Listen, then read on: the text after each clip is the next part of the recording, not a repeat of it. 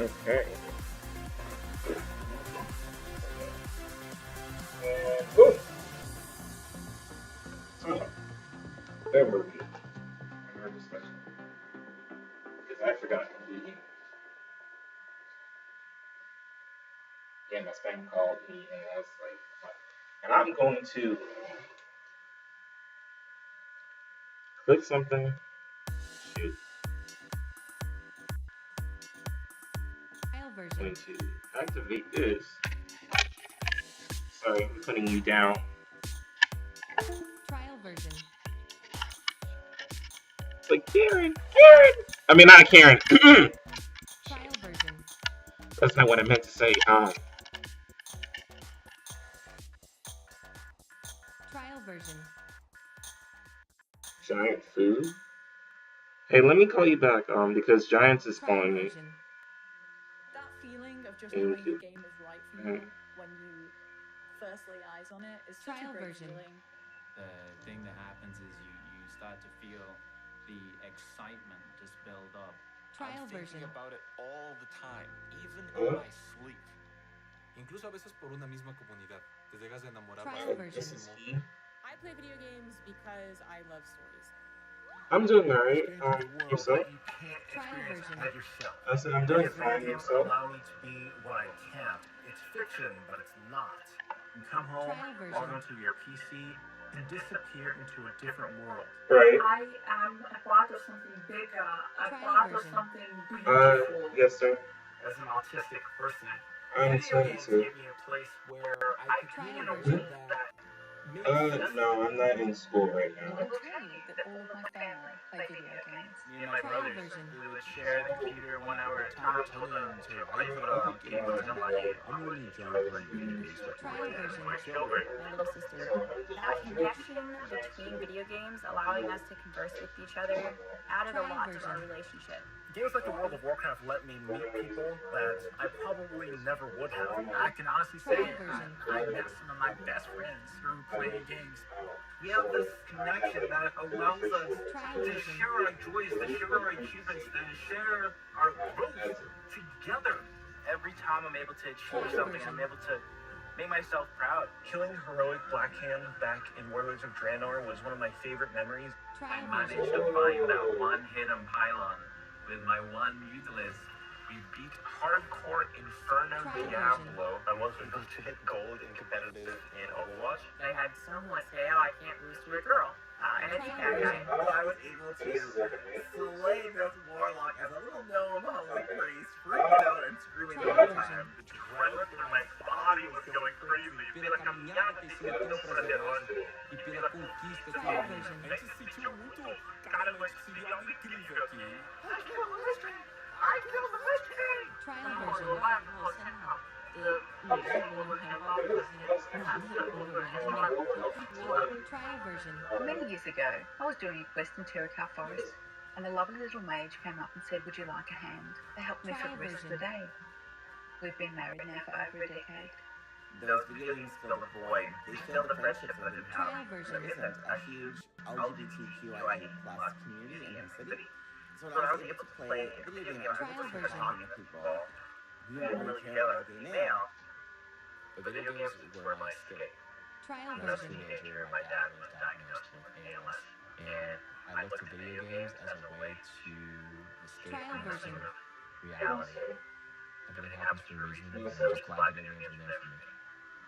I'll never stop Trial playing version. video games. I imagine myself one day being an 80-year-old grandpa gamer playing video games for Trial cheese. version. I don't think I would be who I am today. My passion, my interest, my excitement, they belong. Trial Video games version. opened for me the world, and because of that, I'm forever thankful. And I can't wait to see what the next generation is. Trial version.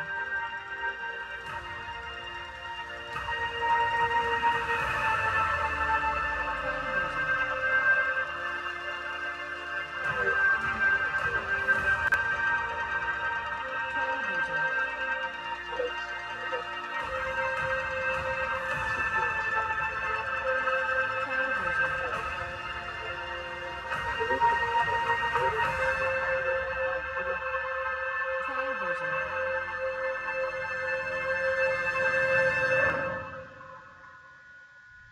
Trial version. Welcome to Blizzcon Live, a celebration of 30 years of Blizzard communities, 30 years of Blizzard games. Trial 30 version. years is so many years. And last year, 80 felt like one of the longest of all. Trial version. But throughout the years of Blizzard Entertainment, from 1991 to today, many of us Trial can version. associate certain games with milestones in our lives. Maybe you were a little kid the first time you Trial played version. The Lost Vikings. Or in high school, when you first played a Diablo game. Trial version. Or maybe you met your partner while you were playing World of Warcraft. That's the awesome thing about video games. Trial They version. give us experiences that are relevant to the times in our lives, and experiences Trial that we version. carry forward with us. Games are here for us during good times, and they're here for us even when we feel alone, or maybe uncertain. Games are coming home, familiar, Trial version. comfortable, with a connection and a sense of belonging. And while many of us spent most of 2020 in our actual real-life homes, games became even more of a Trial place version. to get away, to be free from outside concerns, even if just for a little while. Trial version. So, this is pretty weird. Usually, when we start BlizzCon, Trial version. the opening call is my favorite Warcraft faction, the Alliance. Trial Or version. my favorite faction, the Horde. I get confused. Usually, I'd be speaking to 40,000 of you in Trial person version. at the Anaheim Convention Center, and millions of you around the world. And usually, Trial that version. would be a perfect way to celebrate. But nothing about the last year has been usual. Trial version. The pandemic has been hard on everyone, and for many different reasons. Trial version. But if there's one thing that the last year has taught us, it's that being apart Trial physically version. doesn't stop us from moving forward. It doesn't stop us from connecting with our Trial player version. friends around the world, diving in as warriors and heroes, Trial and version. checking on each other as humans. It doesn't stop us from sharing our latest Trial epic version. gaming story, or celebrating those of others. Games continue Trial to version. unite us. Now, to be honest, I wasn't sure how Trial well version. Blizzard could work from home.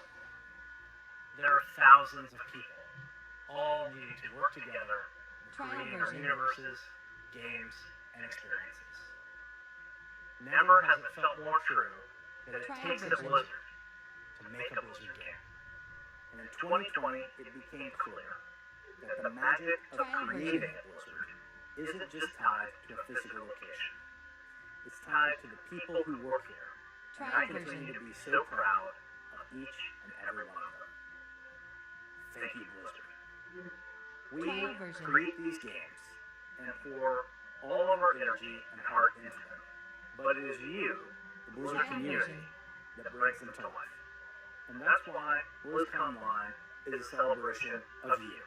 Trial The version. guild leaders, healers, DPS, tanks, innkeepers, Trial version. Zerg, Terran, Protoss, Blackwatch, Shimada, Trial the version. heroes of Sanctuary and of the Storm. These next few days are for you, Trial version. our Blizzard community. For World of Warcraft, we'll be showing you what's Trial next version. for both Shadowlands and Classic.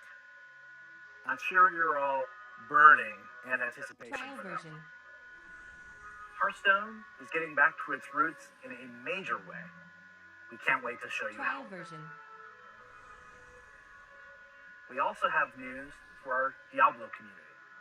Trial Some of version. you were able to dip your toes into the depths of hell in the Diablo Immortal Technical Alpha. Trial I version. personally really enjoyed seeing players embrace the multiplayer aspect of meeting in town. Trial version. We can't wait for more of you to get your hands on it. So, only the beginning of the year, and already Trial there is version. so much to look forward to, even though we can't yet be together in person. The Overwatch Trial League version. will be kicking things off in spring, and we'll be watching closely to see if the San Francisco Shock can continue version. their championship run. World of Warcraft Esports is back with Trial the version. Arena World Championship and Mythic Dungeon International already in full swing in Shadowlands. Trial version. StarCraft 2 and Warcraft 3 Esports are going strong with our friends at the ESL Trial Pro version. Tour. And qualifiers are already underway for the first online Trial stop version. of the 2021 Hearthstone Masters Tour, with the first event taking place next month. Trial version. But before we get too far ahead, let's take a look Trial version. one last time to when times were a little simpler. In the early 1990s, Trial the internet version. was a baby. CD sales had finally eclipsed cassette tapes. Cassette tape that's a rectangular piece of plastic, and there's a tape inside, and music would get recorded on, and sometimes you needed a pencil to wind it and Trial make it version. tight. I know, it sounds crazy. We were all playing video games on Super Nintendo, Sega Trial Genesis, version. DOS, or Mac PCs. I personally was a master of ConfigSys and AutoExec. Trial version. So many simple things in simple times. If only we could relive. Trial version.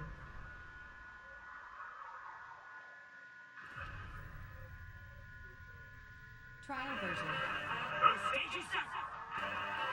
The green flag drops. But the party. Trial version. Holy Toledo! Trial What a collection! Trial version. Now we're talking. Trial version. What a day! Trial version.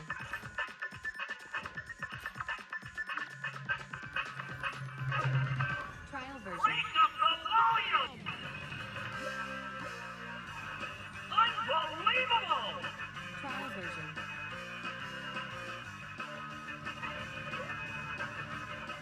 Whoa! Trial version.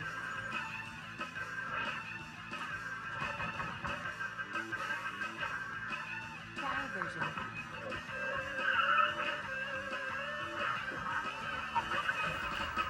Trial version.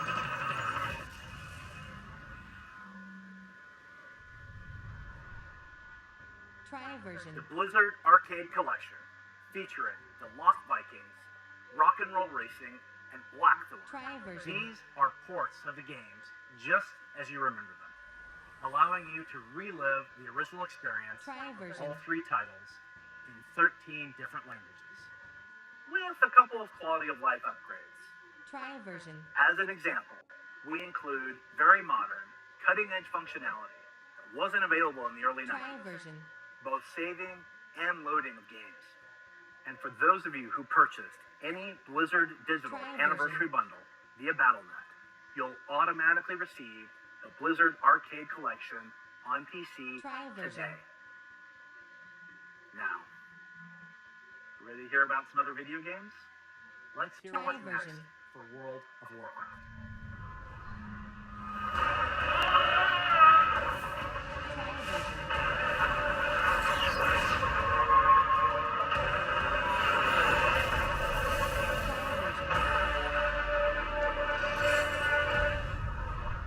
Hello, everyone.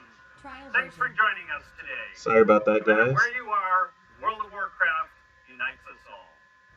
Whether you're This is exploring Tone the Away, Shadowlands, and classic we're here Outlaws, on Comic or another Con, part of the Blizzard BlizzCon universe, Line then play Day 1. Oh yeah! because we've Trial got a lot of version. good stuff to show you. But first, let's start with some Covenant Pride. Tyrion, version. take flight. And I'm eating some Night Bay, food. let the hunt begin. Necrolords, to war! And then, let's party. world has Trial grown version. a lot it has since the last Blizzcon. And the thing that's really kept everyone going on the WoW team has been Trial connecting version. with all of you. The bonds we forge with our guilds and family and friends Trial WoW version. are powerful and real. As WoW enters its 16th year and Blizzard celebrates its Trial 30th version. anniversary, we're so grateful to have the most dedicated and friendly communities in gaming. Trial Let's version. recap the events in Azeroth. Alright. WoW Classic, we fought an endless battle for South Shore and Trial Torrendale. version. We banded together and opened the gates of Azeroth. Ooh. And joined forces to take down Kel'Thuzad in his Trial bloody version. citadel of Naxxramas.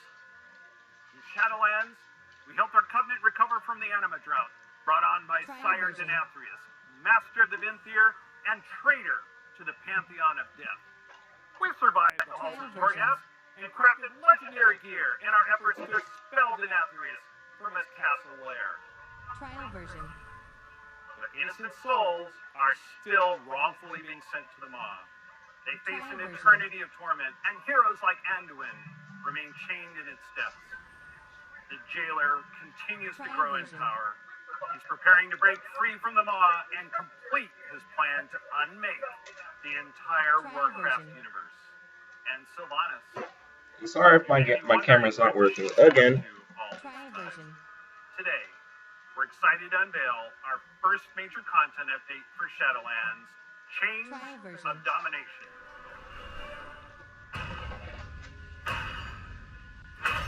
Trial version. Look around you! What makes you believe you're not just a weapon to achieve his ends? Enough! Join our cause. Trial Or version. be made to serve. Right now, you Trial wield version. power. Make your choice, Sylvanas Windrunner. Trial version.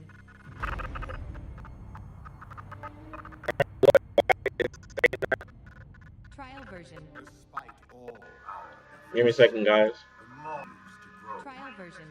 What if Denathrius' treachery is irreparable? The Primus is lost. The Bastion cannot. Trial version. Trial version.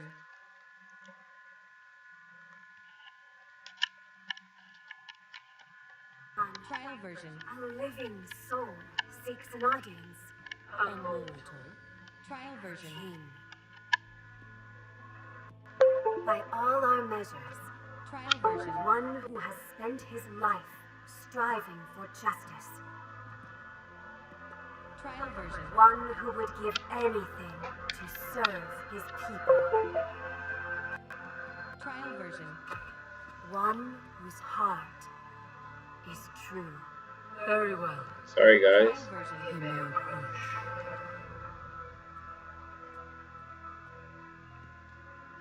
Trial version. Oh my god. I'm sorry, guys.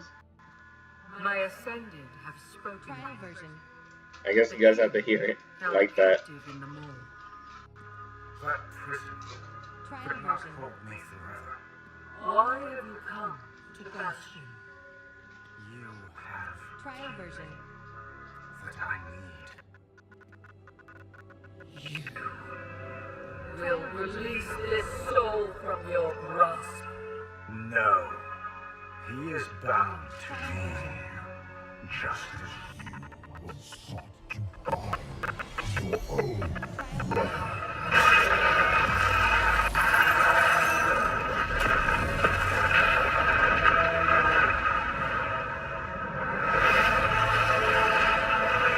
Whoa!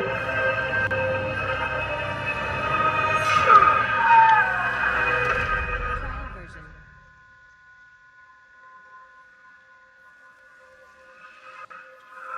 Trial version.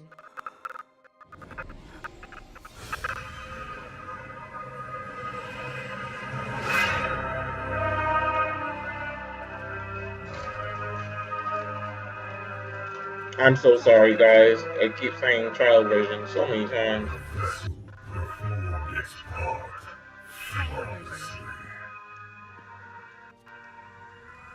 3 keys today. Trial version. Then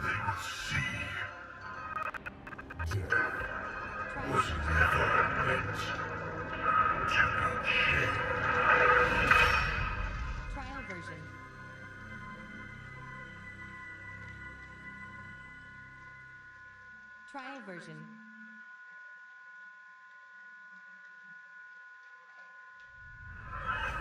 Trial version.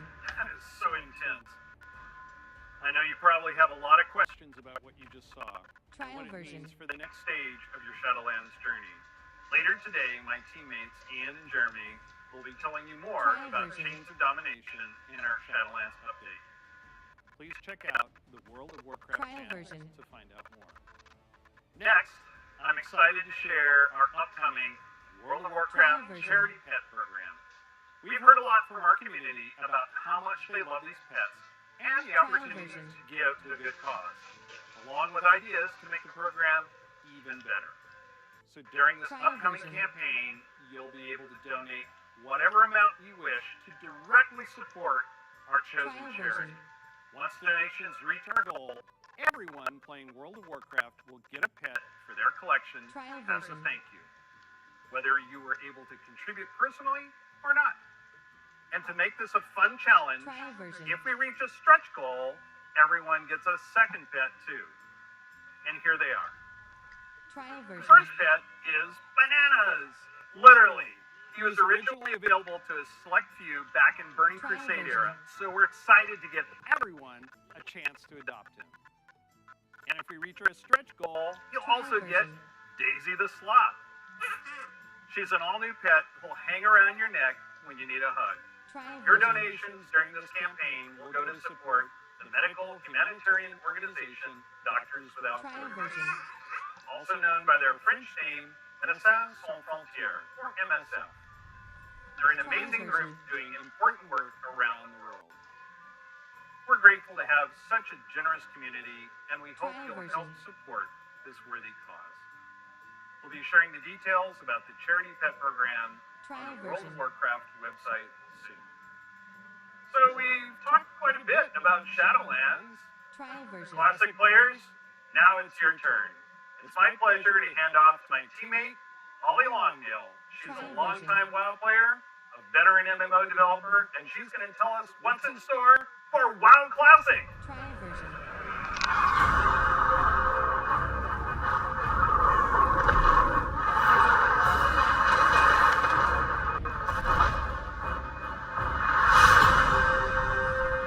Hi, everybody. First, I'd like to thank all of you who have ever been part of the WoW community over the years. Trial version. You know, online worlds like WoW have been a huge part of our lives for decades now. As a dedicated MMO fan and a developer myself, I remember hearing that Blizzard was going to be making their own MMO. And I Trial thought, version. well, I guess I'll check out that beta. And sure, we all call the game WoW. But really, Trial version. wow. I could not believe I got bit by the MMO bug again. I was Trial so version. excited to be able to make a night elf hunter and be like that famous dark elf ranger from the books that I Trial loved. version. I have to tell you, Azeroth was, and still is, a place I Trial love to live. version. Since last year, I've had the great honor to work alongside the WoW Classic team to bring these nostalgic Trial version. experiences back to life for longtime fans and a whole new generation of players. As Trial a fan version. myself, I've had so much fun in WoW. From the simple things like drive-by buffing or Trial making version. friends on that long haul from Teldrassil to Ironforge, all the way to the absolutely Trial staggering, version. like when I jumped blindly through the dark portal and was running through Hellfire Peninsula, Trial heard version. this terrifying noise, and then saw the Fell Reaver, biggest roamer Trial I version. had ever seen, and I was very glad I had Fane Death in that moment. Trial version. And that's the thing about WoW. These stories and experiences we all share keep us coming back Trial time version. after time. With that said, I'm super excited to be able to share with you Trial version. where our adventures are taking us next. Trial version. Trial version.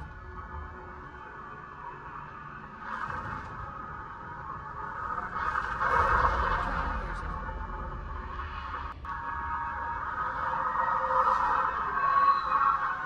You dare enter my realm.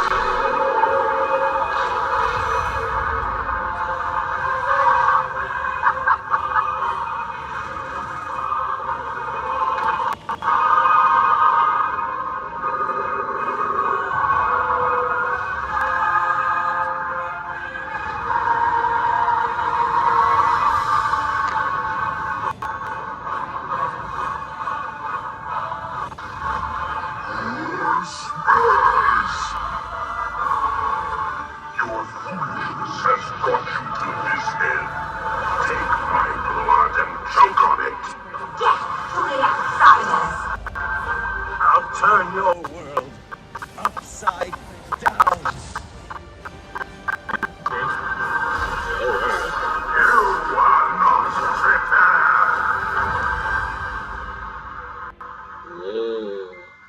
Trial version.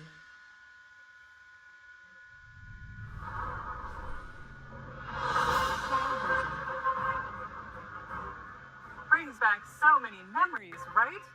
Like Trial exploring the version. fungal forests of Zangarmarsh, or being awestruck at the chaotic magic alive in Trial Netherstorm, version. the Draenei in Exodar, the Blood Elves in Silvermoon. I love playing them both. Trial version. Do you choose to enlist the Aldor or the Scryers in your quest to fight the Legion? And of course, we Trial can't version. forget gathering all your friends to fight Illidan at the top of the Black Temple. I can't Trial wait to version. relive it all with you. Since the team first set out on their own quest to bring the original WoW back to life, Trial we version. have learned a ton about what players are expecting from this kind of experience. We've also Trial learned version. when to keep things just as they were, and where we all might be open to some changes. We're bringing all these lessons into Burning Crusade Classic, with our primary Trial goal version. to bring back the same feeling you had when you faced the Fell Reaver for the first time, or Trial version. when you were digging through piles of Fellhound poop. Of course, we can't get this right without you, our incredible community. Soon you'll be able to revisit Outland yourself when beta starts and tell us what you think. Later, all WoW Classic players are going to be presented with a meaningful choice for each one of your beloved characters. Do you want to move on into Burning Crusade Classic? Trial version. Or do you want to stay in the original Classic era forever? Trial version. Whatever you decide, you can do it all with your one WoW subscription. Now, I know I've thrown a lot at you, but don't worry. We'll be getting into the details in our panel later today. So stick with us. We'll make sure you are prepared. And now we're going to hear what's coming up in Hearthstone. Trial version. Trial version. Trial version.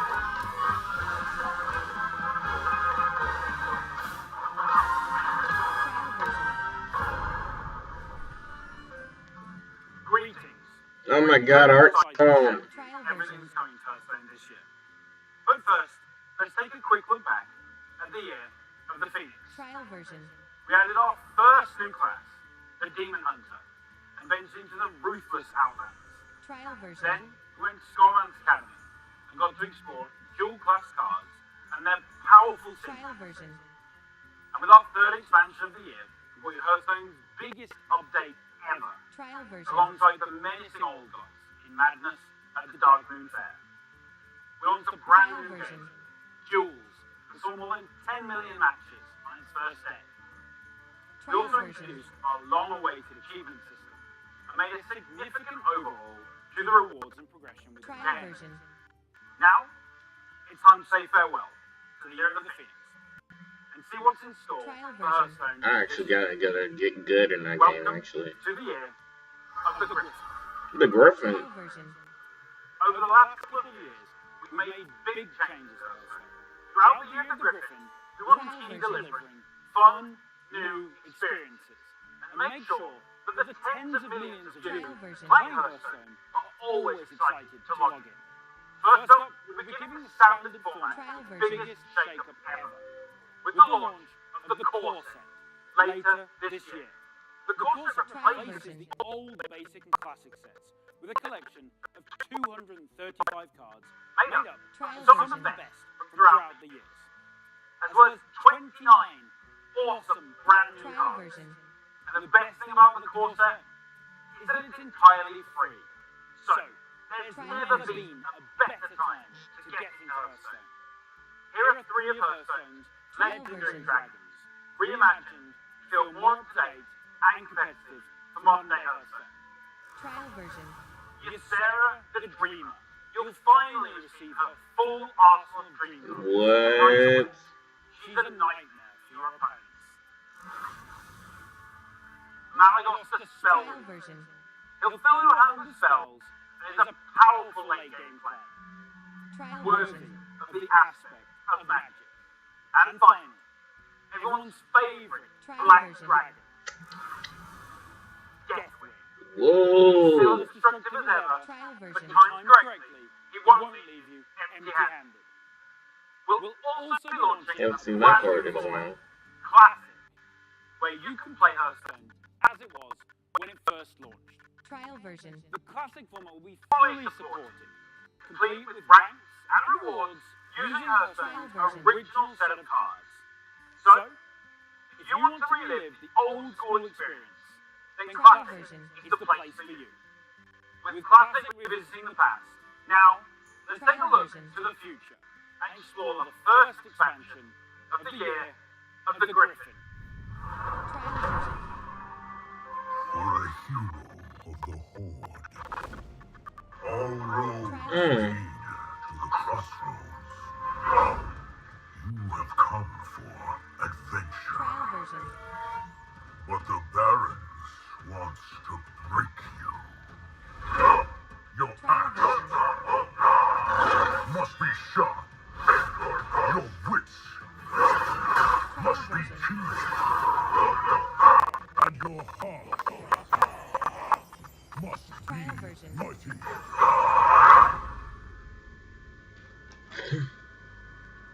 Trial version.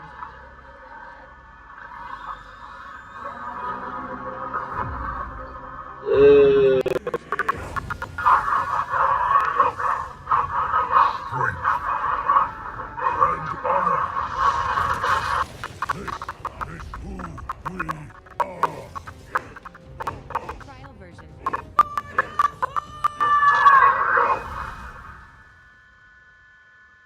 Trial version. That's right.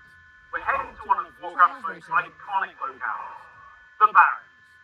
And we'll come face to face with the heroes that inhabit it. Trial version. Starting with one of the Horde's most iconic and well-known characters. A fierce loyalist, Trial one-time version. war chief that embodies the honor, loyalty, and spirituality of the Horde. Trial version. Shadowhunter Vol'jin. Shadowhunter Vol'jin is a neutral legendary that allows you to either pull to your own board or weaken that of your opponents. And to celebrate the announcement of Forged in the Trial Barrens, version. this card is available for free for everyone later today. So log into Trial Hearthstone version. and claim your free copy of Shadowhunter Vol'jin. And as a bonus, Trial version. we're also giving away the brand new 30 years of Blizzard card back.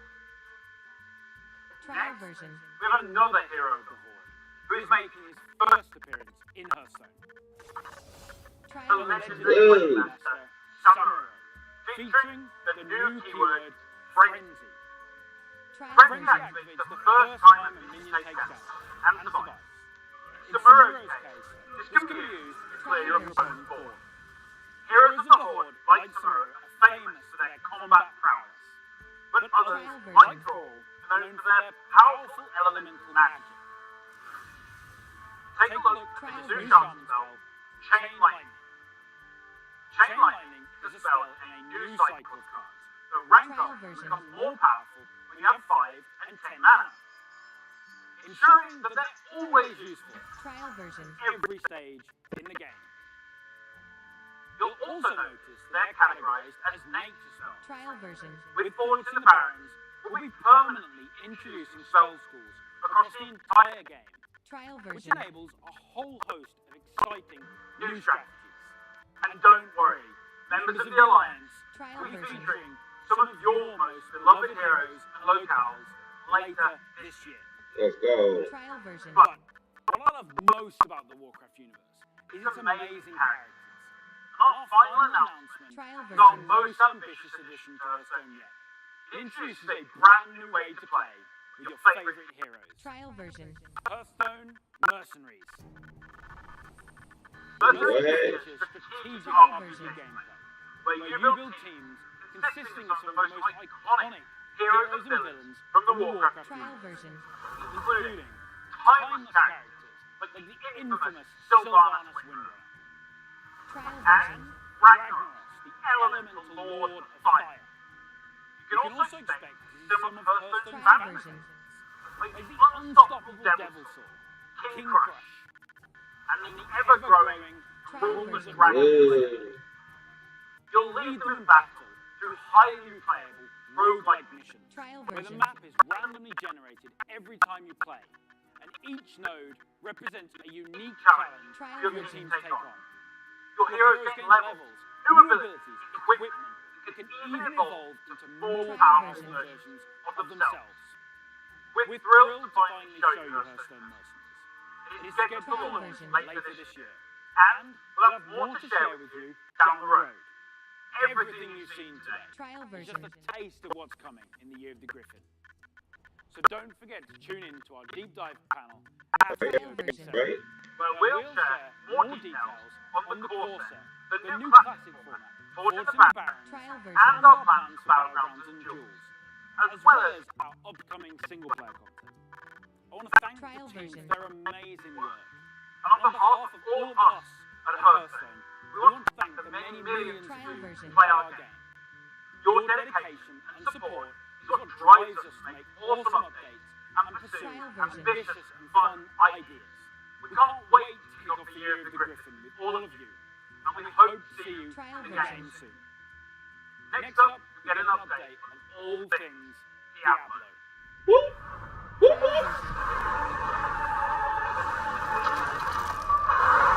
Let's go. Let's go. Hey everyone, Trial thank you version. very much for joining us. I am so excited to kick off the Diablo segment of our show. Trial And I version. am honored to be here on behalf of all of our Diablo teams to share the news and updates we have in store Trial for you version. today. We've got a lot of Diablo to cover, and I hope you'll agree with me that it's a great time to be a member of this community. Alright, let's kick things off with Diablo 4. We first shared our game with you during Blizzcon of 2019, and we've been truly humbled by your response. We've kept in touch with quarterly updates and sincerely appreciate the thoughts and valuable feedback you've provided as we unveil more and more of the game and share in its development. After all, Diablo belongs to you as much as it belongs to us.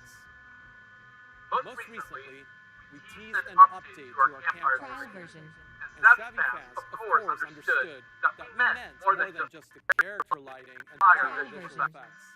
That's right. Today, we're happy to announce a brave new soul joining the barbarian, the sorcerer, and the druid on this dangerous journey back to Sanctuary.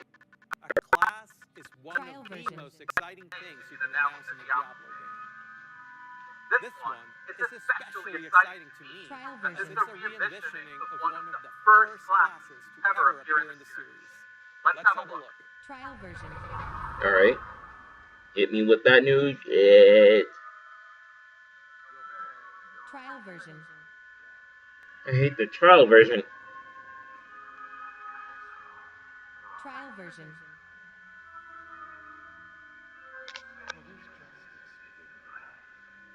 Trial version.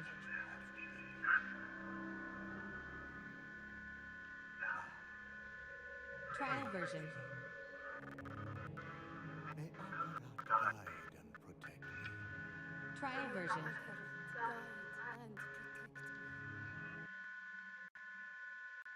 Trial version.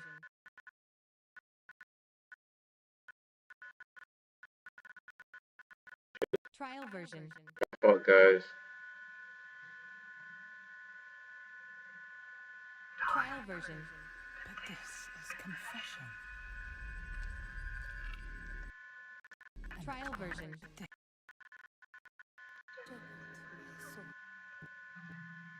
Trial version. Pray with me. May Trial version. guide and protect me.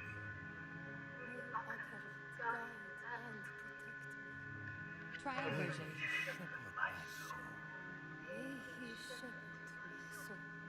and grant Trial version. mercy. Mercy. What are you doing? Trial version. This is not the time. version.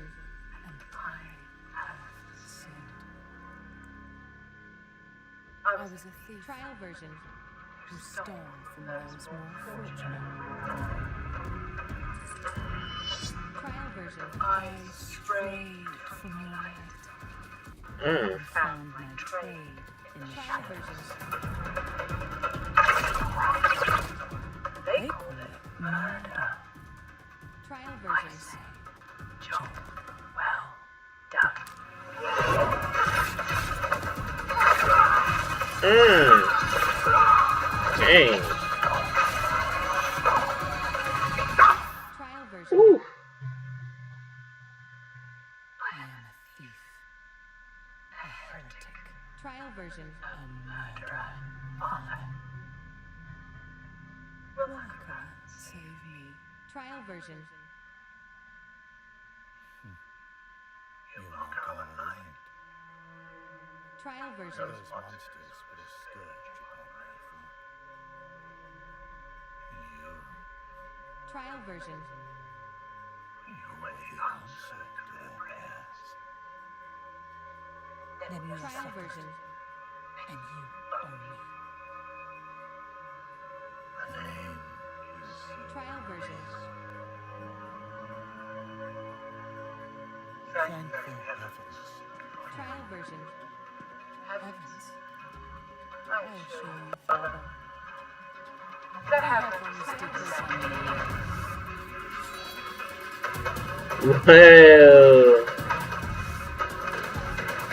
let's go, new prize. Woo! Okay. Oh wow.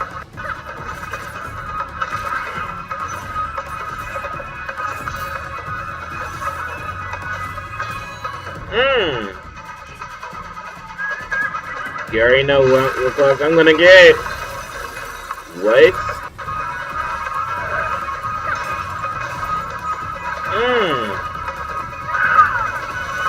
That is sexy. Just because, oh my god. That is sexy as fuck. Let's go. Let's go Diablo 4. Trial version.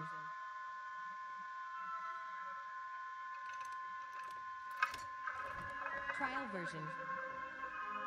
Dang. Ugh. Trial version.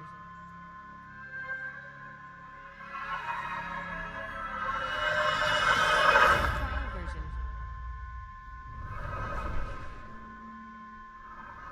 The sound of that ear getting pierced by the hook is so brutal. I feel like it's gonna haunt me for a long time. You know what I'm saying? I've been a huge fan of the Rogue ever since the original Diablo. Even seeing them come back as NPCs and mercenaries in Diablo 2's Rogue Encampment served as a great bridge between the games. With the setting of Diablo 4 being a larger world than we've ever played it before, we're excited to show you not just what the successors to the original Rogues in the series have been up to since the fall of their order, but also what some of the other rogues in the world of Sanctuary might look like. The mantra for Diablo 4 has been customization first, and the Rogue takes us to a whole new level. Trial version. From the beginning, the Rogue has been an incredibly flexible class, able to adapt to any Trial situation. version. Our goal is to let you create the kind of rogue that you want to play. Whether it's an unrivaled archer, modeled after the original Sisterhood, or a cloak and dagger rogue from the darkest alleys of Chaldean. In Diablo 4, you will have the freedom to create the rogue that you imagine by customizing the looks, the background, and the playstyle of your character. Please stick around for our segment later today, Trial version. where I'll be joined by other members of the Diablo 4 team to share a closer look at the rogue class, as well as some of the open-world gameplay that we're bringing to the game. Spoilers, those severed ears are not just for show. Trial version. But Diablo 4 is not the only Diablo game we're talking about today. If you're looking for an authentic Diablo experience on mobile, we've got you covered. Diablo Immortal has everything you'd expect from a AAA action RPG. From the visceral combat and epic loot to to an all-new story, bridging the gap between the events of Diablo 2 and Diablo 3. Later today, you can join the Immortal team, where they'll talk about some of the things they've learned from their recent alpha tests and what's next for the game. But that's still not all. We have one last bit of very exciting Diablo news to cover. Trial version. When you hear us talk about the classes, the items, or the stories of the early Diablo games, you may have picked up on the absolute reverent tone we reserve for that golden era of Diablo. Trial version. Maybe you share that love of the classics, and just hearing us talk about them makes you want to take on Mephisto or Vale one more time. Or maybe even for the first time. After all, some of our favorite moments happened a long time ago, and not just in Sanctuary years. If so, we have a special surprise for you today. Let's check it out. See this. Trial version.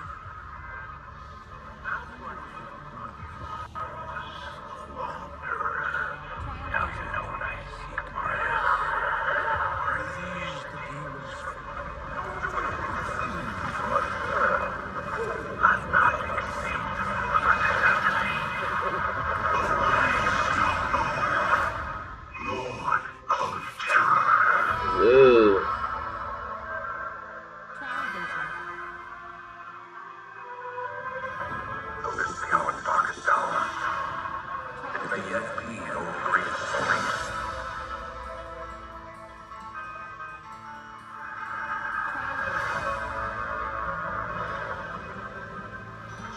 Wow.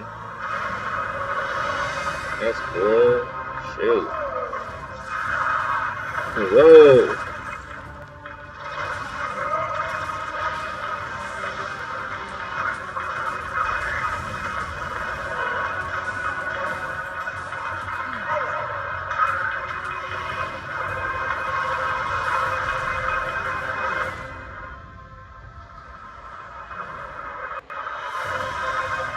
That's great, actually.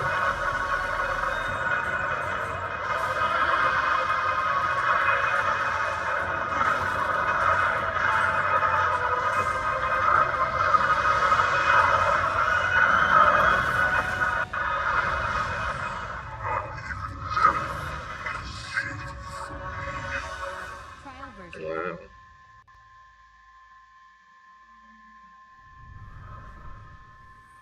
Trial After version. more than 20 years, the Dark Wanderer has returned. And once again, Trial travels version. east. Always east. Diablo 2 is a landmark game for Blizzcon. Trial version. Diablo 2 Resurrected is a full HD remaster of both the original Trial game version. and the expansion, Lord of Destruction. It takes the 2D sprite-based Trial classic version. that we love Mm. and brings it into the present in 3D, utilizing up-to-date graphical Trial rendering version. and lighting technologies. It also includes modernizing all 27 minutes of Trial cinematics, version. recreated shot for shot with the explicit intention of preserving both the Trial look version. and the pacing of the original movies. Blizzard has a long history of games that we're Trial proud version. of. And when we think about Diablo 2, we think about it as a definitive pillar Trial of our version. nation. Now, it's funny to think that some of you weren't even born when the D2 was released, Trial Mm. version. which Probably makes not. it all the more important that we deliver an authentic experience wherever you play. Trial We version. want everyone to relive their memories or experience the game for the very first time Trial on their version. platform of choice. And so we're excited to bring Diablo 2 Resurrected to Trial PC version. and console, along with cross progression. Nice. And for those of you who are in love with the Trial original version. and you just wish it worked more seamlessly on modern computers, you can bring back Trial all version. of that nostalgia exactly as you remember and enjoy the game in its original 2D form, much Trial like we did version. with StarCraft Remastered. Obviously, there's a lot to talk about. Later today, Trial version. Diablo speedrunner Mr. Llama will host a roundtable with members of the development team on the dedicated Diablo channel. If you are a Diablo 2 fan, I encourage you to take a look. Trial version. So, from Diablo 2 Resurrected to Burning Crusade Classic Trial to the version. Blizzard Arcade Collection, it's a whole lot of looking back. And while we have teams Trial dedicated version. to bringing these timeless experiences into your hands, it's actually a very small percentage of Trial our version. developers working on these projects. Far more people are working on the future of Blizzard. Trial version. And in addition to what we'll be talking about during the show, we can't wait to tell you even more about our Trial plans version. over the course of this year and beyond. If you had asked us 30 years ago Trial what version. gaming would look like today, none of us could have predicted the current Blizzard. Let's go. The advances in technology are one thing, but it's really what those advances have enabled that's even more incredible.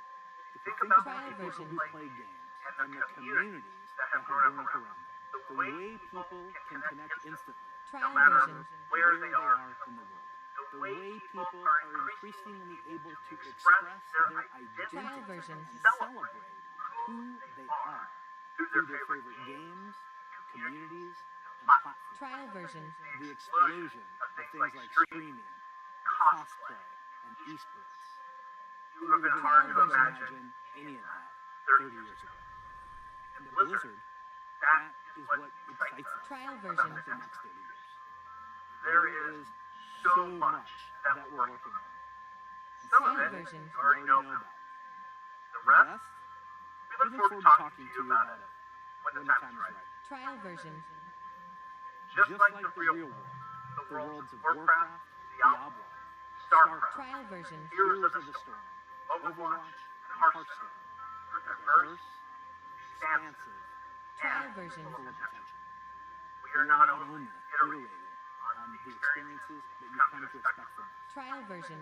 we're also exploring different ways to express our worlds and welcome more players Trial and more version. places into them. And we aspire to continue to lead on priorities like accessibility Trial and version. toxicity control, and to continue supporting causes that have a positive impact on the real world. Trial We version. want to continue to bring those same feelings of joy and achievement that we all felt Trial when we first version. defeated the Lich King. And beat Diablo on hardcore mode. Because when we geek Trial out version. on those experiences with others, we can't help but see the similarities between Trial them. version. We feel what's possible when we play together. Of course, there are new Blizzard worlds Trial that we version. haven't visited quite yet. And when we do finally unveil those games and Trial experiences, version. our hope is that you will see in them what we do. That no matter who you are, where you're Trial from, version. there are spaces where you can create new stories, forge new friendships, Trial and version. memories worthy of lasting a lifetime. And through it all, our mission statement Trial is version. being dedicated to creating the most epic entertainment experiences ever. Nice. Our core values, led by Gameplay First, will continue to guide our way. So on behalf of everyone Trial at version. Blizzard, thank you for being on this journey. For me personally, Trial it version. is the honor of my professional life to serve you, and the honor of all of us at Blizzard to be Trial caretaker version. of the worlds that you play in. We are so excited for what's to come this Trial year, version. next year, and the next 30 years. Now, what's coming Trial next to the version. show? Well, it depends on where you watch. For those of you looking for an update on Overwatch, check out the behind-the-scenes look into the development of Overwatch 2 Trial version. over on their dedicated channel right after the conclusion of opening ceremonies. There, you'll hear about Overwatch 2, new content, new features, including new maps, hero missions, Trial talent version. trees, and more of what we think will make Overwatch 2 a unique gameplay experience. For World of Trial Warcraft, version. Diablo, and Hearthstone, you'll get a closer look on their respective channels. And on a Trial dedicated version. strategy channel, StarCraft Legends will be going head-to-head in epic competition. Trial version. Once again, welcome to Blizzcon 9. Be good to one another. Welcome home. Trial version. Before we kick things off, here's a little something from a previous Blizzcon headline. Trial version. Hey, thanks for having us. We're Metallica. Thanks for having us at BlizzCon 2014. We would love to be there this year, but obviously can't be. So here we are, and this is for you.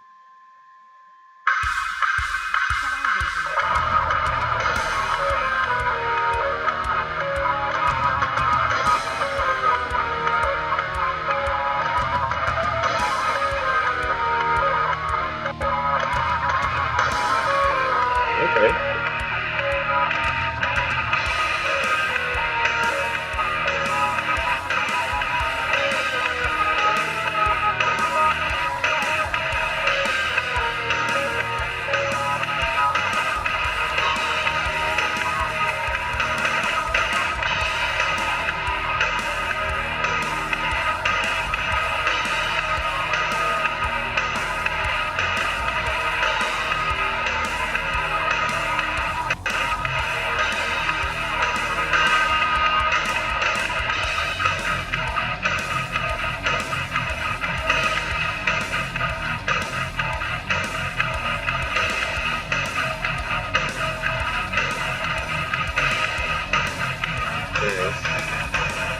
But let's hit that like button.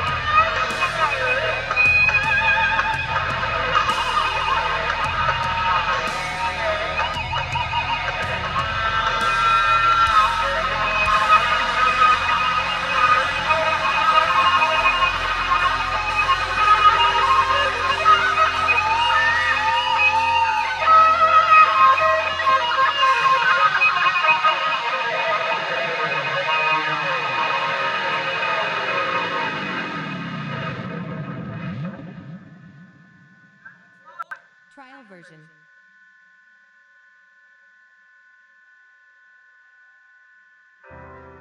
Trial version.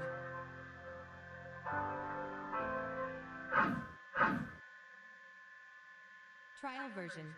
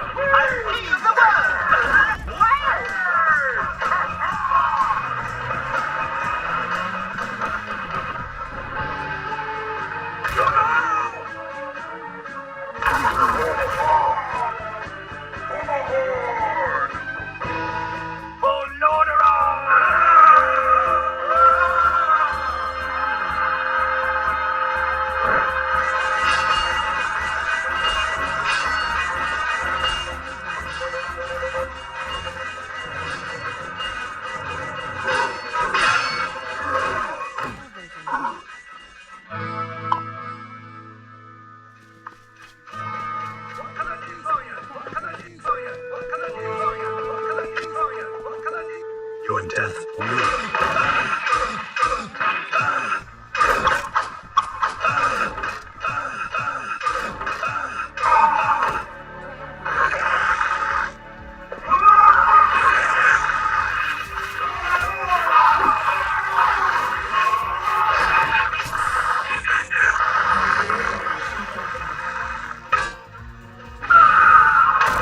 Morta Vespa Gaia Inumio.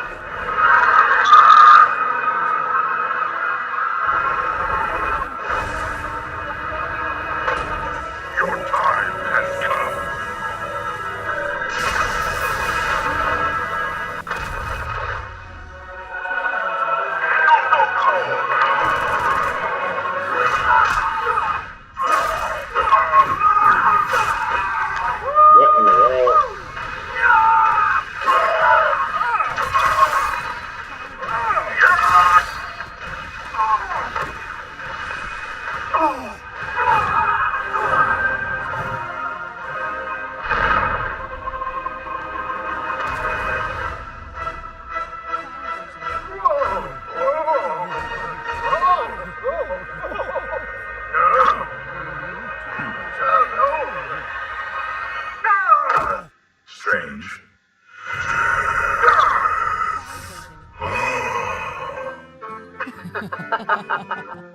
Greetings to you. Seems you're ready for the real thing.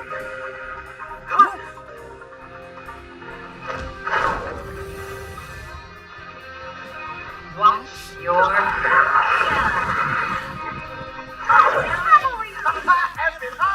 Hey, look at me!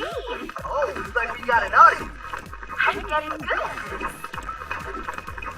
I'm in the grave, just for life. Surprise! Basic setting. Trial version.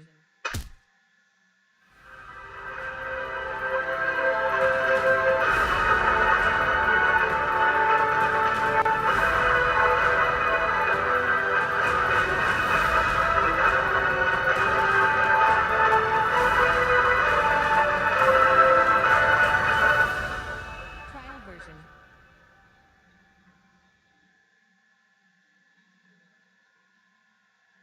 Trial version.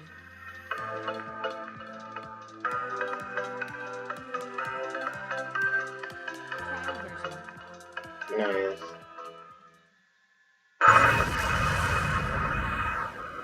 Trial version.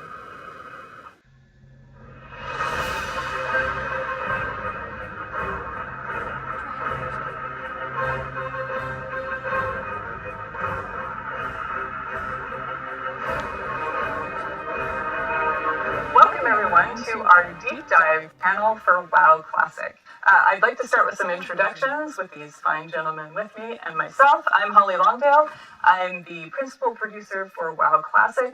A little bit about my background. I spent 13 years working on EverQuest. I started as a game designer and eventually became the head of the studio for the EverQuest franchise. That said, I've always been a WoW player since beta. So this is obviously a dream come true for me, and I'm thrilled to be here with you. I'm Patrick Dawson. I'm the production director for World of Warcraft. I've been at Blizzard for 15 years now, and have been on WoW for most of that time.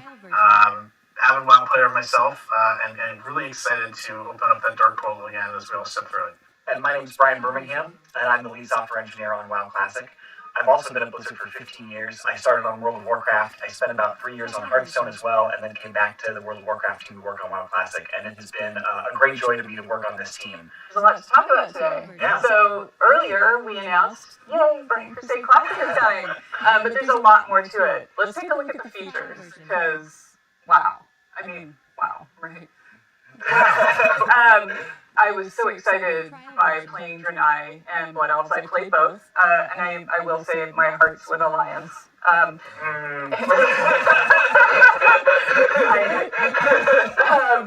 I also took up dual crafting on my Draenei Shaman. I wanted to corner the market. Just the whole notion of having items with sockets and just exploring that whole system. I'm also a bit of a systems nerd. So I completely lost my time for weeks in there. The Burning Crusade, I remember being there back then. I mean, it was our first expansion ever. So all the new features was like this really cool moment of like what's coming next, what's going to happen. And one of the things that was pretty impactful in the game was Horde having Paladins and Alliance having Shaman. I mean, as an avid PvPer myself, I remember going back and trying to fight Shaman. I was Alliance back then. And just not understanding that class at all, because my team didn't have it. So, like, I tried to poly them and then be like grounding totem. I didn't know what that was. It's just like, why are Shaman immune to everything? I don't understand. That's not what you said. Yeah, no, I did. Yeah, you said they're cheating. I understand druids, but Shaman, why? Like, now I started to understand Shaman a little bit better. We got some of their benefits. I actually got to see totems being placed out on my side for once, and got to see the frustration of dealing with Bubble Hearth on the other. I remember when I was doing raids, we were always jealous of the Alliance having Paladins for Blessing of Salvation. Like, people would be pulling aggro off me, and I'd be yelling at them, like, wait for 3 Sunders! And the Alliance is like, no, it's no problem, just go. So, we were upset raiding Razor War without Earthbind. I mean, really even the playing field for both PvE and PvP, which was kind of cool. But there were a ton of new features and just abilities with this too. As we got to level 70 and got to experience new content and new things. I remember one of my first experiences with understanding what it meant for designed by Blizzard, right? Oh, yeah. Because I was an engineer, right? I wasn't a designer. I was working on the live ops team at the time, and I was playing my class, avid player mage, and I sent this long email to Tom Shelton saying hey, here's what mage needs. Dawson manifesto. A well thought out forum post. And what was in it was things like bring back invisibility, let's get a threat bump in the class, and I didn't even necessarily tie those two together because that's pretty good, let's get mages invisibility. And just knowing that skill was coming along with some other new stuff for mages like the Molten Armor and the Ice Senses, it's just really cool to see all this new stuff in Burning Crusade. The only thing I was excited about, I was really excited about Spell Reflect because I was really frustrated getting polymorphed and being able to reflect that back on the mage. As a match, I was not excited for you. And there were even some PvE encounters that had abilities that you could reflect back. So I remember that was really fun to kind of find ways to time that and use it as a defensive ability as well. I was a hunter. I'm a hunter, yeah, I switched. But I remember just chasing Beastmaster and just DPS. That was it. That was the chase, yeah. Talking about that too makes me think of the arena system. That was a whole new world for us. With Battlegrounds and the way they worked before, the way the matchmaking happened, usually I was pretty competitive in PvP, so I would either get in there and stomp the enemy team who was just there to be casual, or, you know, even though, like, we were a good team, we weren't, like, the best of the best. So when we ended up going against one of those teams, it was just like, well, geez, we're just gonna stop now. This is tough. Arenas gave everyone an opportunity to play against equal-minded opponents, right? So if you were a little bit more casual, you get the opportunity to play against people who weren't maybe so competitive. Or if you were, like, cutting edge, go for it. Like, try to be the best of the best. And what was great about that is it really just, it spawned an esport. Like, that wasn't, we didn't design it for that, we just wanted people to have fun. But when we noticed, like, hey, everybody's playing this, everybody's, like, competing in this, people are watching it, we had to embrace that. We started featuring it at Blizzcon, so we've been doing it every year since. Yeah, it's really awesome.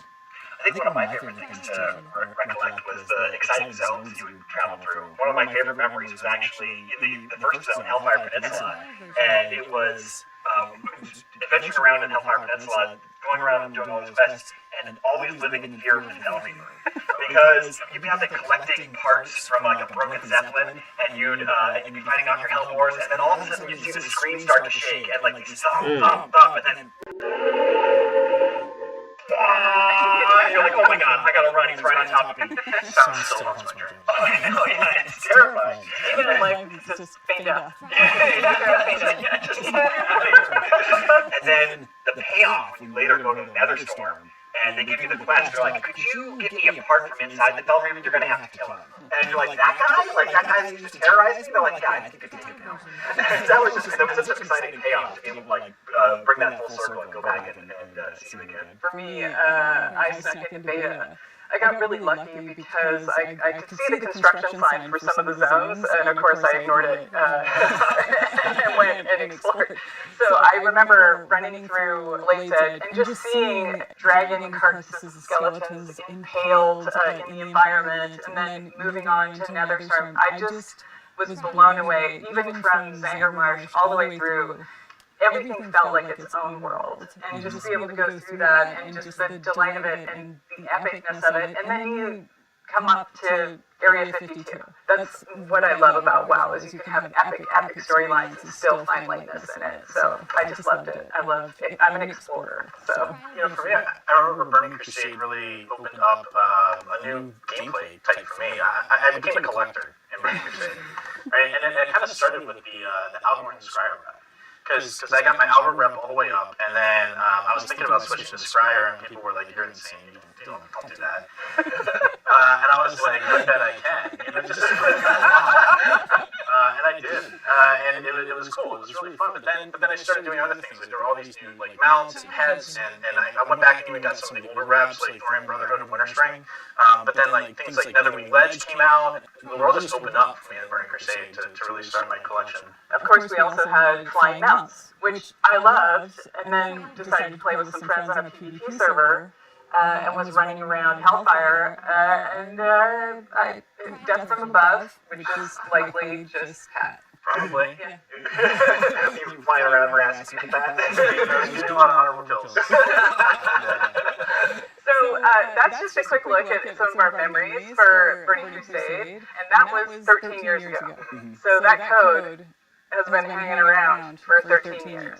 And we're not just doing a save as Burning Crusade Classic. No, it's a lot harder than that. So let's get into some of those details. So one of the challenges has been that we don't actually want to ship on the old code. And the reason for that is because it's got a lot of bugs and difficulties with the architecture that we don't want to have to deal with. But we do want that old data. We talked about this when we did the original launch of Classic, was how the data is really the thing that describes how the game is supposed to be played and what things are supposed to happen in it. And so we want to bring that old data and we want to run on the modern code, the same as we did for Classic. And there's like 750,000 rows of data that we have to go through and convert from their old formats to their new formats. And fortunately, we have really talented engineers, and we run automated scripts to go through this. But even after we run these scripts, we have to compare them with how it used to behave and make sure that we've actually done the conversion correctly. And then there's even some things that are making it more difficult this time, like the fact that we made a couple of minor changes or bug fixes in the classic data, and we want to make sure that we keep those as we're going into Burning Crusade. So we have to merge those changes with the changes that happened with the Burning Crusade originally, and make sure we have a coherent set of changes that make sense to bring us from Classic to Burning Crusade.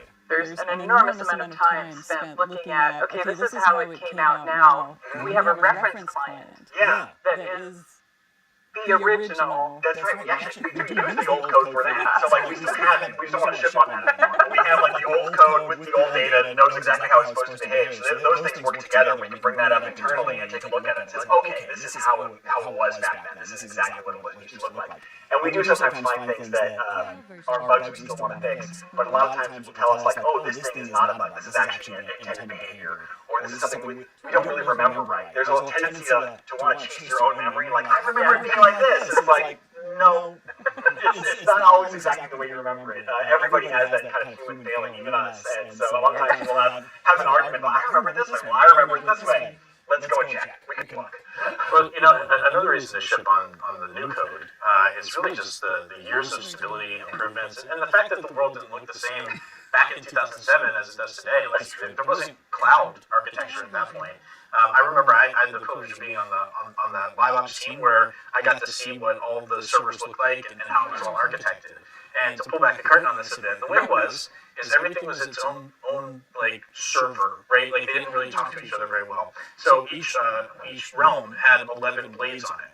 And these blades were just bare metal blades, and like one blade was for Azeroth, one blade was for Kalimdor, one was for Outland, and then we had some for instances. And back then, what would happen without cloud is you would try to request resources, and maybe a lot of people were running dungeons. And so it would give you back things like transferable data that's unfound. Oh boy, like we don't want to go back to those days. So now we can take advantage of things like the cloud and not have those resource issues. So shipping on this new code is a big improvement in stability. Yeah, and so we're weaving all these threads together. We did finally get a build for Burning Crusade Classic. Super excited. With the team gets together, we're preparing for a playtest, and we go to create our characters, and we see this blood elf who, he remembers the sun well. He forgot his pants. Yeah, so everything didn't work the first time. What? I know. Yeah, I did mention, like, we had to go check for problems in those version scripts. Sure enough, what's going on here is this guy thinks he's dressed, but he isn't. And you can see why he thinks he's dressed. Does that have to do with that? You can see, if you look at his calves, you can see he's got they're flared out because he thinks he's wearing boots. And the way the system works is we first set the geometry up for all the items you're supposed to be wearing, and then we layer on various images that we call textures.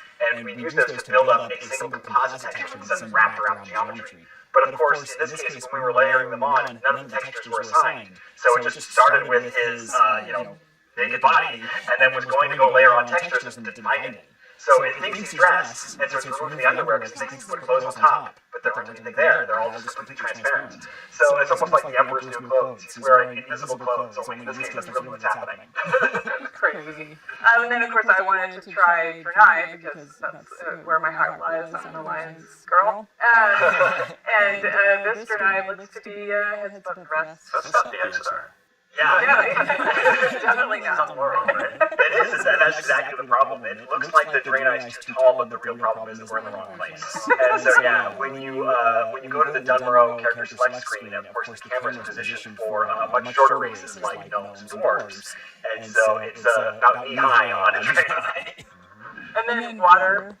Really, Brian, we have water in Outland. Yeah, so it turns out that Outland has a funny, unique feature that it doesn't have any oceans because the water just all falls off the edges and goes out into space or something like that. I'm not sure how that works in the game universe, but there's no ocean there. But we had accidentally flagged it to generate ocean, so we had to flood the entire world with an ocean until we found that and turned it back off. So through all of these processes, yes, we're obviously we're fixing what is broken, but also we thought it was a good time to start enacting what we call some changes to gameplay and how things should work. Yeah, I mean, when you think about it, like Classic, our guiding principle was no changes. The goal is to provide as true to life authentic experience of Classic that we possibly could in the community, and we accomplished that. What was interesting to me is to see this vibrant community that embraced it and then said, hey, but we're not exactly the same as we were 15 years ago, right? And they're right. Like, the times have changed. The world has changed. And so some of those things that maybe were out there that were not great and were warts back in the day is not something that we would want to ship again. Like something that feels a little buggy or wrong or incorrect. So the idea behind this is let's provide what the Burning Crusade experience was without those warts. This really, I think, illustrates the difference is spell batching. We actually had a lot of requests originally for spell batching in that kind of no changes charge, where they said, hey, I remember when I used to be able to have two mages polymorph one another, and they would both end up polymorphed. And that's cute and fun, and I kind of like that. And so we said, okay, well, we can put that back in.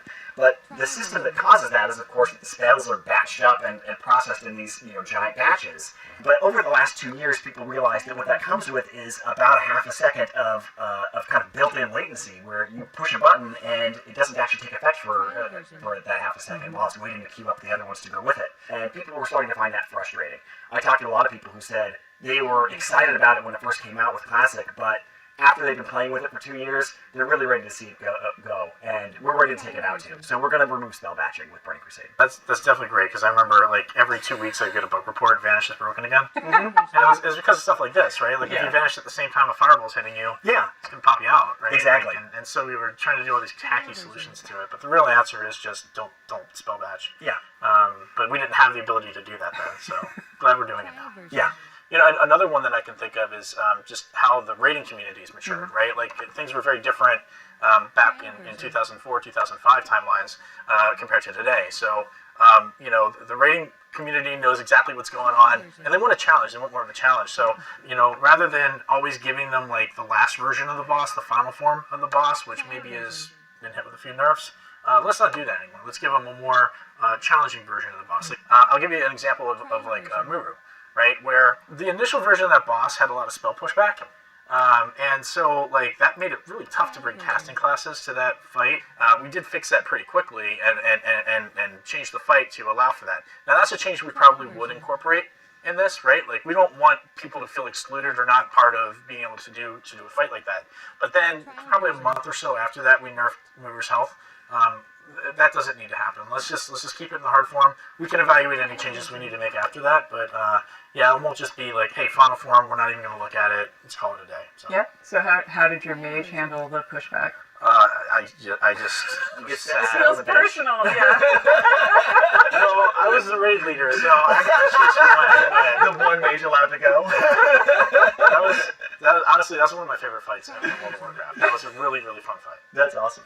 Another change that we're talking about making is along the lines of the PvP balance and faction balance is, you know, obviously with Burning Crusade, Paladins are introduced to the Horde and Shamans are introduced to the Alliance, and that was intended to be a balance in the factions, and let's, you know, make them even. And then they wanted to kind of keep a little bit of flavor of that faction identity, so they kept Seal of Blood on the Horde and Seal of Vengeance on the Alliance. It was intended to be equivalent power abilities that were just slightly different in flavor, but in retrospect, Seal of Blood was just so much better. And so one of the changes that we are going to make is we are going to give the opposite factions Seal to the other faction, but we're going to do that at max level. So we keep just a little bit of that faction identity, where Horde will get Seal of Blood level 64 on schedule, and then you get Seal of Vengeance level 70. And similarly, the Alliance will get Seal of Vengeance at level 64, and then their equivalent Seal of Martyr at level 70. Another thing we want to talk about is arena teams. When it first came out in Burning Crusade, the arena team system only let you have the same number of players on your team that was the size of the bracket it was for. So for example, a 3v3 team could only have 3 players on the team. So if someone was like sick or unavailable one night, you couldn't play. And that felt really frustrating. So we're definitely going to go with like the last version of that, where you would have twice the size of the bracket on your team roster, so you had alternates you could swap in and out. And then that way, as long as anybody had participated in, I think, 30% of the matches, then they got the full credit for the week of participation. Is that when we did personal ratings versus team ratings?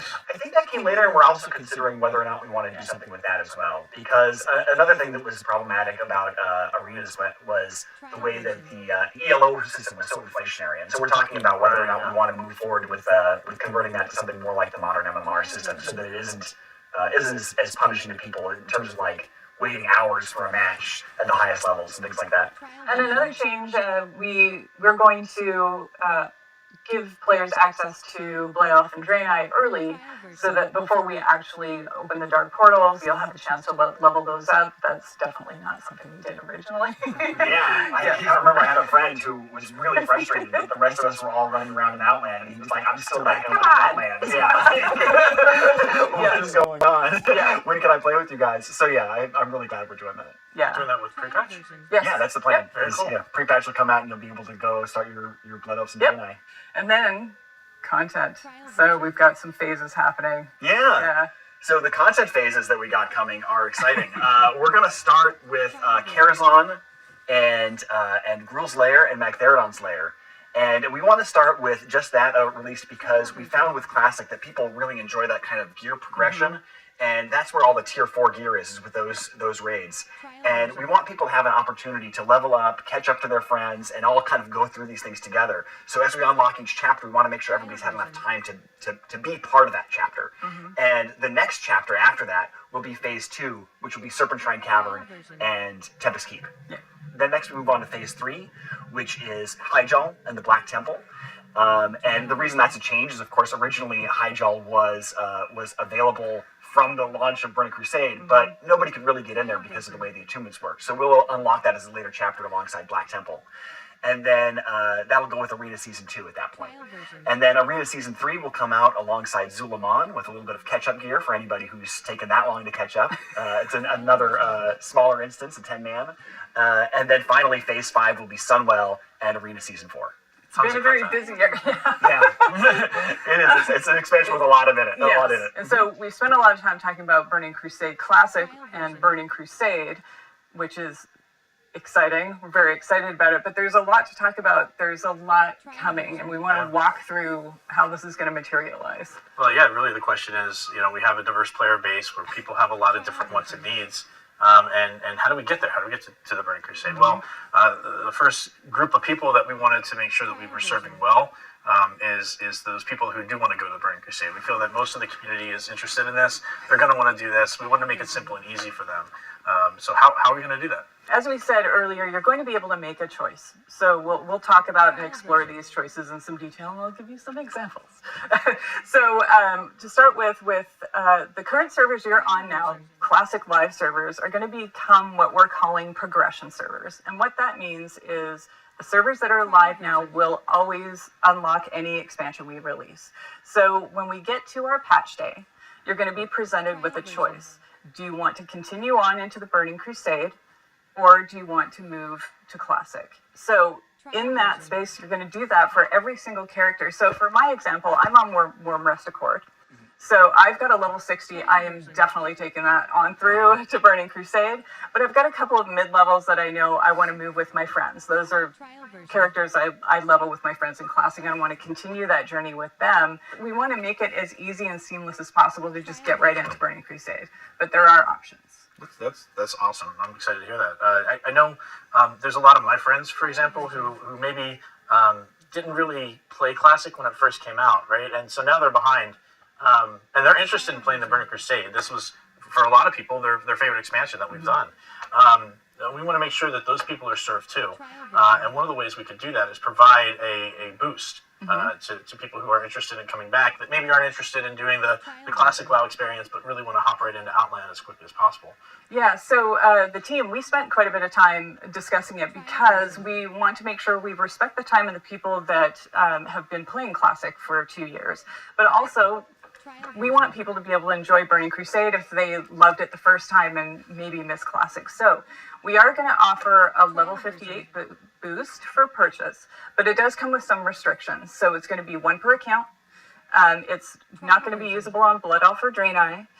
It'll have some dungeon blues. It'll have level 40 mount skill, no professions. It's the basics. Basically your Outland starting kit. That's cool. That's a really great way to jump into the game for sure. Yeah, I like that. I'll be looking forward to that. Look, I know a lot of people came back to play WoW Classic, and that's all they want. That's all they ever wanted. They're like, you know what, Burning Crusade, that's awesome. I'm sure some people are going to love that, but for me, I came back for WoW Classic.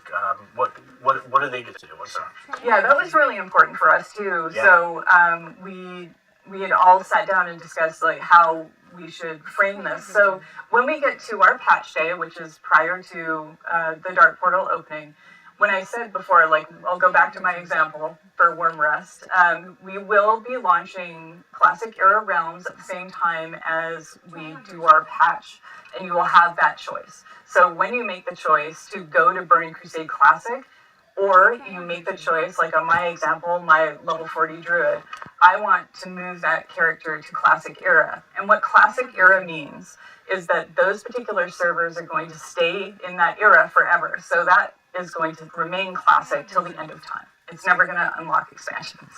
You'll be able to make that choice for every single character. Do you go on to Burning Crusade, or do you choose to go to Classic Era? Let's say, you know, you're behind the times a little bit. You'll still be able to have that choice. We haven't blocked it to a time window. You're not going to miss the boat to Era. Choice sounds awesome, and choice in WoW is something that's meaningful. It's always been meaningful. Yeah, and I think it's something that's important when we look at the community, that you're going to choose to go to the Burning Crusade or you're going to choose to go to Classic. You know, some people may not be comfortable with that choice, and while we think that that choice is important, we also recognize that there are folks that are going to want to play both, right? Like, yeah, see, right here. You know, some stuff left to do in Classic that you wanted, and you want to keep that character in Classic, but you also are interested that same character wants to raid with your friends. That's exactly see. So what does that look like? How do we make that happen? So we're going to actually offer a paid service to let you make a copy of your character. And I know, like, copy is a big deal. So like you said, like, this is something we don't want to make just an automatic choice for everybody. But I know that for me, it really is going to be like that pull to go to both places. So I want to be able to say, like, you know what, I'm willing to pay some money for this. I want a copy of my character that lives in Classic Era forever, while I also go to Burning Crusade with that character. And that way I can stay with my friends who are really excited to go to Karazhan. I'm really excited to go to Karazhan. I want to see my hunter go to Karazhan. But if I'm missing like a couple pieces of my tier 3 set from Naxxramas, I still have an opportunity to go find a new guild there and go through Naxxramas again until I finish that set.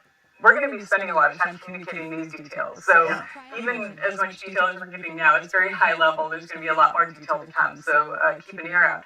But with that said, so Pat, when is all this happening? Oh.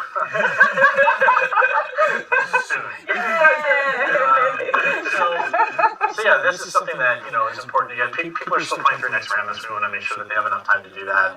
But what we are looking at, this will be happening in 2021. For sure, we are committed to doing that. And what we're looking at is starting the beta rather soon. So hopefully that beta will go up and we'll get that running, and the community can come and participate, help us out, start to hear some feedback on the things we talked about today. If there's any adjustments we need to make, we want to make sure we have a long enough beta period for that to happen. And then we'll get that out to the players so you can all enter the Dark Portal. Yeah, it's exciting. So any final words? Yeah, I just talked about the beta, and, you know, I will say just to the community, you all have been so instrumental in making Classic the success that it has been, and you will be equally instrumental in making the Burning Crusade a tremendous success also. So please get in that beta, play, give us your feedback. We want to hear all about it. So enjoy, welcome, and let's have some fun. Yay! Yeah, and it's been the highlight of my professional career to work on WoW Classic and have the support of this community. It is really special to me, and I'm really excited to be sharing this with all of you in Burning Crusade. Yeah, and for me, I've been playing Classic since it launched. And I wasn't working at Blizzard then, and it's changed my life, obviously. So, from me and the entire WoW team, we want to thank you for bringing Azeroth to life for us. So, we will definitely be seeing you in game in whatever flavor you choose. And until then, stay classic.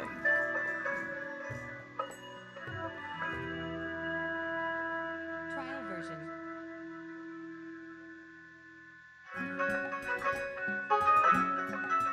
Trial version.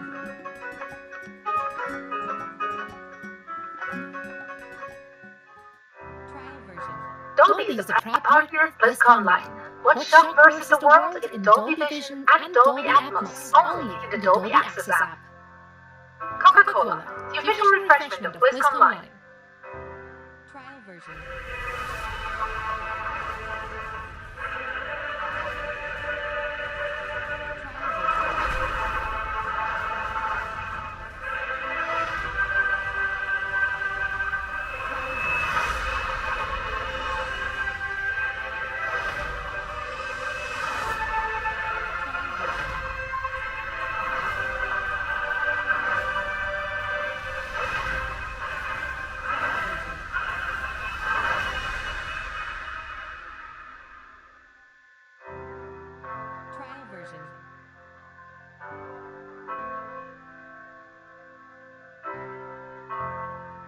version.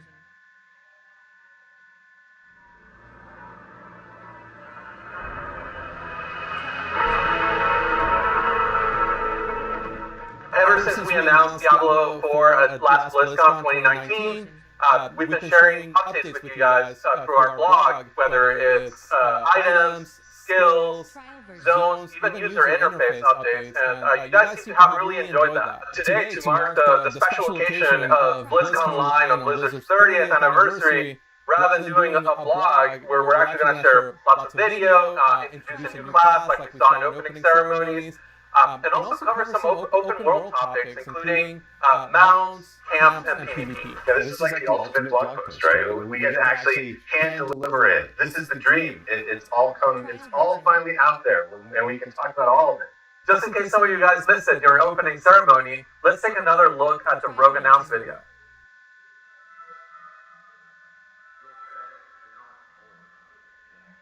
Trial version.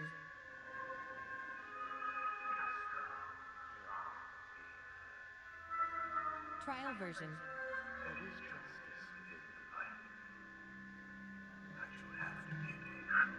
Trial version.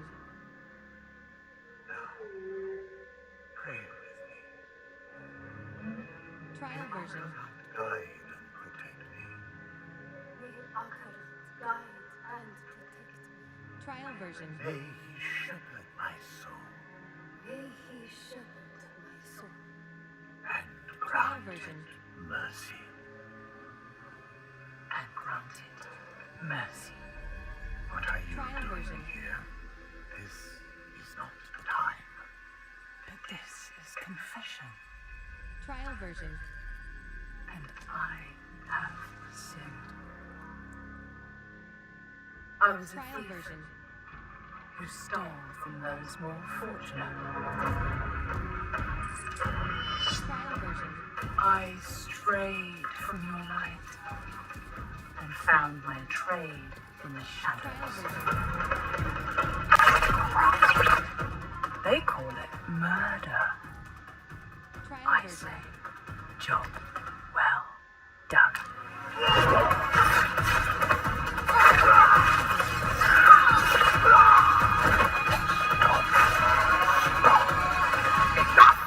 Trial version. I am a thief, a heretic, Trial a version. murderer, father. Will Akarat save me? Trial version. You mock our light. Trial Those version. monsters were a scourge upon my flock. And you, Trial version. you were the answer to their prayers. Then we are settled, Trial version. and you owe me. The name you see. Trial version. Thank the heavens for you. Trial version. Heavens, I assure you, Father, the heavens didn't send me here.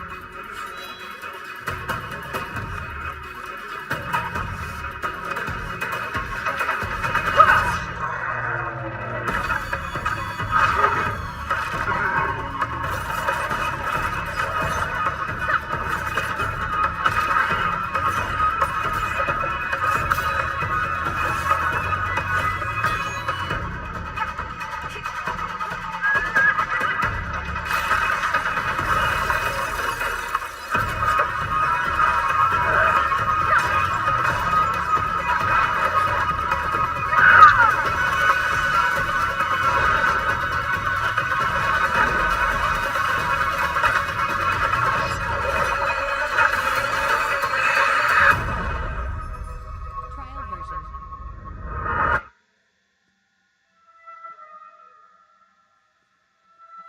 Trial version.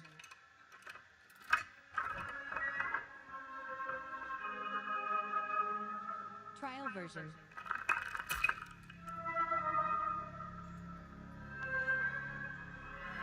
Trial version.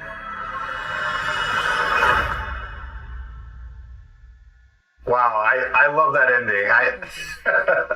There's two things. There's the rain of arrows off the mount for the win, and then when that guy takes the ear and he stretches it onto that hook right at the end, it's like, oh. That ear box never gets old. I always wonder where all those ears from Diablo 2 when you kill other players went. Now you know there's some creepy guy in a church collecting ears and putting them in a box. Just what we always thought. No spoilers, but we're going to be hearing a little bit more about World PvP a little bit later in the segment, but ears are definitely making a comeback. But let's go back to the class, because there's just nothing more exciting to be able to introduce to a Diablo game than another class for players to check out. Yeah, this is a pretty cool thing. We don't get to do this very often, right? I think it was you that said that, John. There's always room around the campfire. There's always a little room. We had kind of like very core archetypes to begin with. The brute strength of the barbarian, the arcane knowledge of the sorceress, kind of a return of a shape-shifting classic with the druid. No RPG lineup is complete without that dexterity class that's kind of like defeating enemies with finesse, with speed. And we kept coming back to just the idea of bringing it to the kind of the godfather of all dexterity-based archetypes, the rogue that we saw in Diablo 1. I mean, you got to be excited to have the rogue back. I mean, I know that like when we were exploring different classes, like you had talked about some of your experience with Diablo 1, right? Oh, for sure. So one of the things that's super cool is like the rogue was always able to adapt their play styles. So fans of Diablo 1, Diablo 2 rogues will be able to create very archetypical rogues, starting with the weapon selection. On the melee weapon side, rogues can use swords and daggers, as well as bows and crossbows on the ranged side. Just the sort of dagger attacks mixed with bow attacks, it's like, it just looks great on screen. With all the classes having this real strong identity as far as the animations and what they do, you think about the druid and shape-shifting, or the barbarian with sort of, his leap attacks. There's just all these great things that you discover with the rogue that you can't really do with other classes. I love that you can start cosmetically from such a iconic place where you're wearing the red armor, you kind of look like part of the sisterhood of the Sightless Eye from the original games. You can maybe even add some tattoos into the mix, some scars, make that rogue your own. Or if your fantasy of the rogue is a more traditional RPG outlaw, you're definitely able to create that and put on your kind of hood and half mask and be more of a shadowy character. Yeah, and the character customization, you kind of mentioned it, being able to craft that, the class of your dreams or your nightmares. It was a feature that I was honestly super nervous about when we started, because we never had this in a Diablo game, but seeing where it is now is one of those things that like I'm super excited about with where we're at. There's just a lot of creativity and fun looks, and you can be that tattooed criminal outlaw, or you can be a more noble looking kind of sort of like thief with good morals. Well, one of the things that we kind of kept running with beyond just the cosmetics, what was customization, we had this niche to fill in the class lineup that spoke to the finesse player, to the dexterity player, and just that everyone's idea of what that could be was a little bit different, whether it leaned more on range or melee. But we took that a little bit of a step further. We really wanted to have each class in our game have that one thing that makes you feel like that's bullshit when you see a player use it, and then makes you want to re-roll that class, because no other class gets it. For the rogue, it's the class specialization. The three specializations are combo points, Shadow Realm, and exploit weakness. I like Shadow Realm because I take the problem and I make it smaller. Meaning it's just I just pull 3 guys into the Shadow Realm and nuke it out, and then I come back in. I'm like, all right, smaller problem. I love the idea of exploit weakness. The way it works is during some of the enemy attacks, players will see an icon flash over the enemy's head, during which time they will get to retaliate with much more damage than an ordinary attack. If you're quick on the draw, this is the specialization for you. I'm just like a little bit skill capped there, and like every time I try to make it work, I'm just a little bit shy of the skill level that's required for that. It's almost like you're a surgeon. And it requires a really strong ability to assess what's happening all around you. My personal favorite is the combo point specialization. As you might expect, this ability lets you build multiple combo points, which enhance your spender's effectiveness in combat. Basically, you just like get into this rhythm of combat of like 3 builders to a spender, lets you build up to these big moments. It almost makes like a rhythm game out of combat, which I really enjoy. And the way the class specializations work is you will work with one of the world groups of rogues around the world in Sanctuary that you will find and do class-specific quests that no other class can do, whether it's the Sisterhood of the Sightless Eye, the remnants of that order that you choose to work with, or the mercenaries of Kyrgyzstan, or the outlaw smugglers of the swamps of Hawazar, depending maybe on what speaks to your class fantasy, or depending on which specialization speaks to you or you find more powerful, you'll be able to complete that quest line and then activate that specialization, which then you can mix and match with any of the playstyles. So you could be a combo points, ranged, or melee player, but you could also be an exploit weakness, range, or melee, or hybrid player. It just gives the class such huge variety in builds and playstyles. I love how that ties into the open world aspect. The ability to go to Kyrgyzstan or Hawazar and get these special quests that only the rogue can get. That touches on one of the things that I love that we've done, which is like connecting the weapons and equipment to regions. When you're exploring the world and you pick up the sword from Kyrgyzstan, it's a scimitar, right? If you're up in Scotland, which is up in the north, it's more of like a broadsword. It's sort of like this. It's a subtle thing, but I think it really, different armors that you get in different regions look like they're from the place. And so giving that sense of place in the world is something that I every time I play the game, I feel it, I see it in just like subtle ways. It just really enhances the overall sense of immersion and experience, and I just want to see what's around the corner. The weapons are also, like, going back all the way to Diablo 2, just such an integral part of the class, and the ability to augment your weapon through magic, through enhancements, is just something that really spoke to us when we tried to tap into the core of the class. Going back to those mercenaries that you could hire, it was always kind of cool to see what kind of special arrow shot they would come with. And it's something we paid homage to with the imbue system, all the way from directly elemental imbues like the frost imbue, which feels a lot like the ice arrows that the D2 mercenaries used to shoot, all the way to we expanded to feel a little grittier, a little darker into things like poison imbue and shadow imbue. Just the ability to take any sort of attack and kind of mix and match with those imbues. Once that kind of clicked for me that I could take any ability and imbue it with, either of those elements. Rain of Arrows with Frost and Rain of Arrows with Acid is completely different, right? Like, you're essentially freezing the battlefield. And then I just love Poison Imbue because of the gruesome deaths that all the monsters experience. And we've had a ton of fun making that art, so it's always fun to kind of see that, just a field of Goblin melt into nothing. You just kill everything on the screen in a gory mess, which I never really gets old. It's a really flexible way to take a build that you're already comfortable with, that you already like. Say you're really comfortable with Flurry and Shadow Step as kind of your melee skills, and you find yourself needing more crowd control.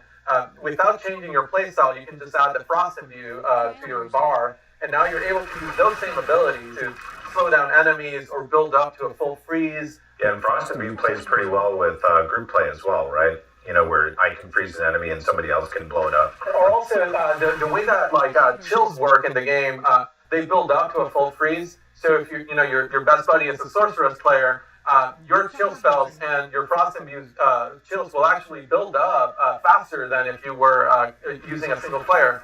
So, just ask to open with Blizzard before you Frost Imbue, and you'll basically be freezing enemies twice as fast, which is super awesome synergy. So the last thing that's worth spending some time talking about the Rogue is like how mobile the class is, just how able the class is to kind of close the gap between themselves and the enemy. Even while they're mounted, you might find yourself, a full screen away and just dismounting into a rain of arrows, closing the rest of that gap with maybe like a dash, and then getting back out of there, dropping some health drops. They can basically control the fluid motion of combat in a way that no other class can. That's something that beyond all of the other customization options that you have, whether it's the playstyle, whether it's the range at which you engage with enemies, whether it's the cosmetics, just the sheer mobility of the class lets you just adapt to the situations. even when you would have totally been toast as another class, a room full of elites, you're able to use offensive abilities in creative ways. Abilities like Shadow Step, right? Like abilities like Shadow Realm, abilities like Dash. You're able to kind of like use them to your advantage in a way that gets you out of a very dangerous situation by picking that one lone skeleton archer that maybe is not surrounded by everything else. You can Shadow Step there, get out of the way, and live to fight another day, which just feels like such a rogue thing to do. When I play the rogue, I really feel like surgical precision. I really feel like I can move through the whole screen without. It feels kind of effortless and almost sometimes a little unfair. It's like when I go into Shadow Realm and I'm dashing. I'm like, am I cheating? Did I just break the game? And we'll hear more about PvP in a little bit, but I just couldn't go without mentioning that some of our most feared PvP players on the team play rogue, and just the way they're able to surprise you. You might be with a group of friends, and just that mobility lets them go to the middle of the group, unleash a rain of arrows that's frost imbued, and before you know it, you're all frozen. And looking at a rogue while you're frozen, let me tell you, there are fewer scarier things in our game right now than that. So Luis, this was like the ultimate blog post. This has been a lot of fun getting to share a new addition to the campfire. And of course, there's probably going to be more in the future, right? We always say there's a little bit more room around that campfire. That's right, and that pretty much wraps it up for the rogue. So why don't we go to Joe and Karina and learn a little bit more about those open world features that we promised. Well, thank you to Luis and John for introducing the Rogue, which I'm really excited that we finally got a chance to talk about and announce to the community. And we're here today to talk to you about Diablo 4 in the open world. Now, I think maybe the best way to start this conversation, Karina, would be just for me to ask you, what are you most excited about what we're adding in Diablo 4 for the open world? What feature, what mechanic, what are you most excited to talk about first?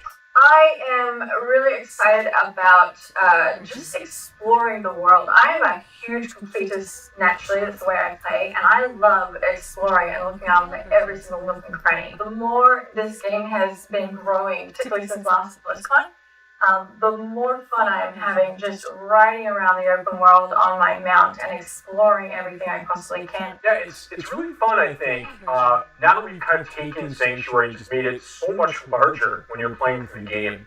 When you compare it to like Diablo 3 or Diablo 2, there's tons of exploration and movement throughout the world in those games, obviously. But now that we've really been able to embrace the open world concept, we can really dive much deeper into how does Sanctuary actually all fit together? Be able to ride from Scotland to the Fractured Peaks, it's very, very interesting that way. One of the things about that I think is really neat is the collection aspect of mounts. So, there's all these horse breeds, other mounts you can find throughout the world, from completing puzzles, or just finding hidden locations, or slaying certain particular kinds of monsters, finding various horses or things to customize your horse with, like horse armor. There are hoof plates you can get, and trophies to show off your accomplishments. There's lots of different ways to make sure that you can personalize your mount and really feel like it's your companion. Yeah, it's really cool that, like you mentioned, the horseshoes, you get to actually change the speed at which your horse can run, and it's something I like to be able to customize the horse to the type of gameplay that I like to enjoy as a player. And it's really, really fun. I like the amount of variety that you give us. And, there's more to mounts than just that as well. So, one thing we know we didn't want to do with mounts in Diablo 4 is we didn't want to have, jousting, this idea of, fighting from horseback. It's not really the Diablo experience, right? Yeah, that's something I'm super excited for. Like we showed at last Blizzcon, we had the sorceress, we showed her dismount skill ice dash, where she shoots forwards off her mount and destroys everything in her path. But with the rogue, we got to have a little bit more fun with it. And the animation department has done a fantastic job of having her leap up into the air and fire down the rain of arrows that destroys everything. It's really, really cool. It feels really good. Yeah, you leaping from your saddle and just raining arrows down on your enemies as you pass by, getting down the frame and starting to stab people and poison people. That is spot on what we're looking for. Being able to jump in, engage with enemies from your horse, and then just fight it out, duke it out using your skills and everything else we want. It's interesting that your mount can't get damaged, but if a monster actually attacks you while you're mounted, you will actually be forced to dismount. So there is a flip side of actually judging for yourself when you do want to use that skill in order to prevent you from being forced off unintentionally. Yeah, there's definitely a little bit of gameplay there to make sure that you're using it in a way that is most appropriate to help you get where you're trying to go, and also fight the monsters you want to fight. One of the things I'm most excited about for the open world right now is this feature we have called camps. So camps are basically these strongholds of evil out in the overworld. And you gotta remember that, decades ago, during the events of Reaper of Souls, when Malthael rose to power, the Reapers killed like 9 out of 10 people throughout the Sanctuary. Like a tremendous number of people passed away. Now there's a big power bank down here, decades later. And these monsters have started to move into these places. They have bandits, monsters, goatmen, all kinds of different creatures, skeletons and undead, that start to like resurface and come back into these areas and start to take them for themselves. You, as the hero of the Sanctuary, get to kind of wander through these spaces and begin to reclaim them for the people of the Sanctuary. That's part of what makes them really, really neat. Each of them have their own story, their own unique fixed place in the world. Unlike quests, quests is something that happens randomly in the world and you can come across them anyway. Camps are a permanent fixture that you as a player, when you come across that evil, you can actually have a real impact on the open world that everyone else can see, because once you have defeated that evil, one of the really fun things is that you basically unlock that camp and you make a new waypoint that previously didn't exist for yourself, but like suddenly all the marketplaces open up and now you have a blacksmith vendor in a location that previously didn't exist, which I think is really, really cool. Now, what we're looking at here, this was a village, the village of Karayusu, now it's fallen to ruins. The people here in the dry steppes had a problem. The problem was there were bloodthirsty cannibals that dwelled nearby and would regularly raid their community. And the people had come up with a solution. They weren't strong enough to defend themselves from these cannibals, so they made a dark bargain with a demon. And they were able to gather enough power to push these cannibals out and protect their community, but not without great cost, as you can see here. Kind of helping resettle part of the Sanctuary in many ways. We take these camps back from the enemy. Vendors will come back. Now suddenly there might be like new quest givers, new stories need to be told. Dungeon entrances can appear in some of these places afterwards. Like there's all kinds of things that occur after you take over the camp and liberate it from these forces of darkness. And again, it's just so cool to see you permanently change the world as you find these places and kind of wander through and solve these problems. One of the other neat things about camps, and in general, like the overworld, just broadly speaking, is we have some more opportunities now to kind of play with movement. It pushes the bar vertically as well as horizontally, and we now have been playing around with the idea of jumping across chasms to allow the player to get access to a location that they previously didn't have. There's all kinds of areas where it's like find your own path, allowing them an extra movement option they haven't had in previous Diablo games. We are also in a vertical top-down camera for the environment, so it really breaks up the plane that you typically see as, like, not only as a developer, as an animator, but also as a player. There's such a huge variety of things that you can possibly do to mix it up and make things a little bit different. There's like certain puzzle elements to it.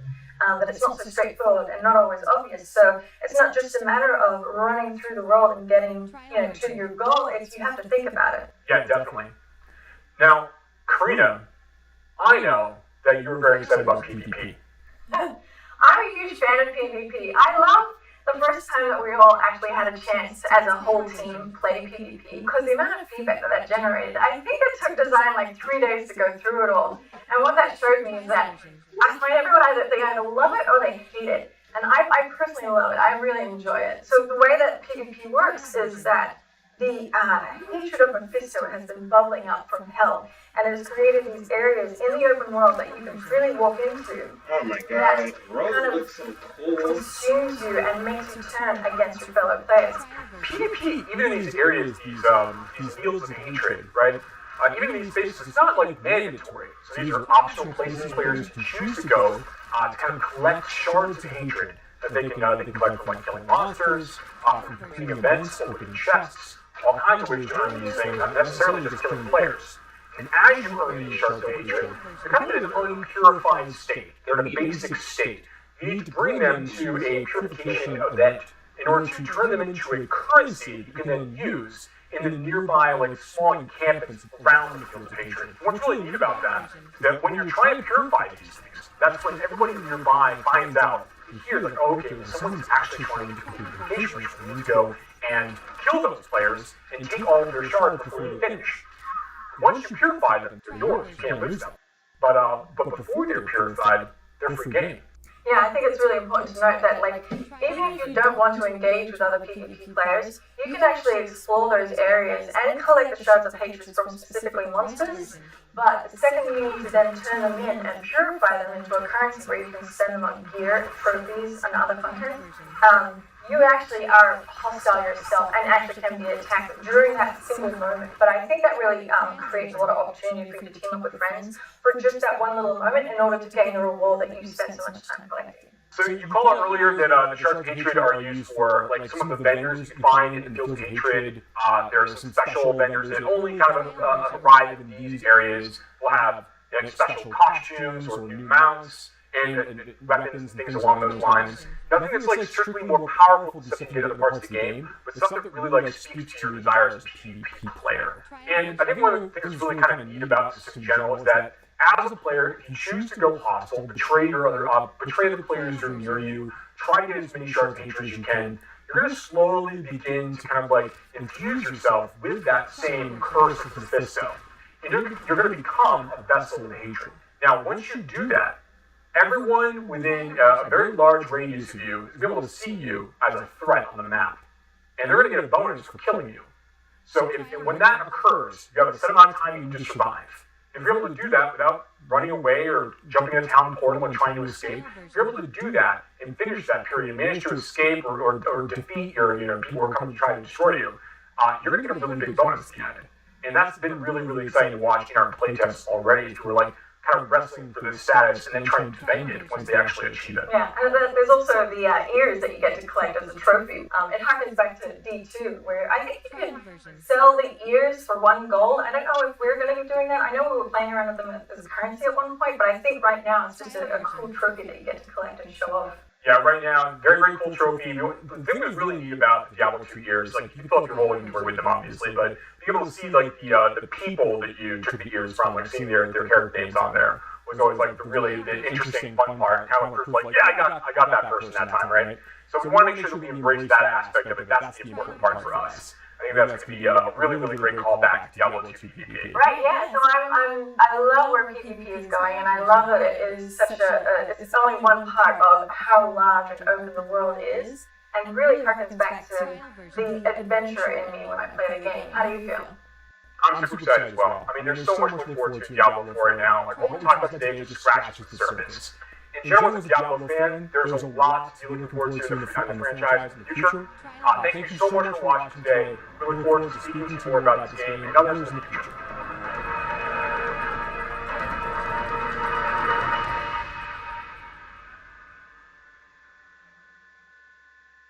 Trial version.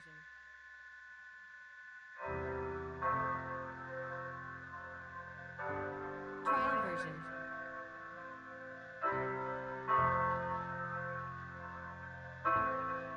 Trial version.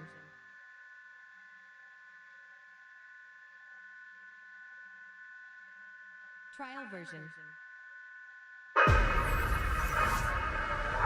Welcome everybody to BlizzCon. We know that you all want to hear more about Overwatch 2.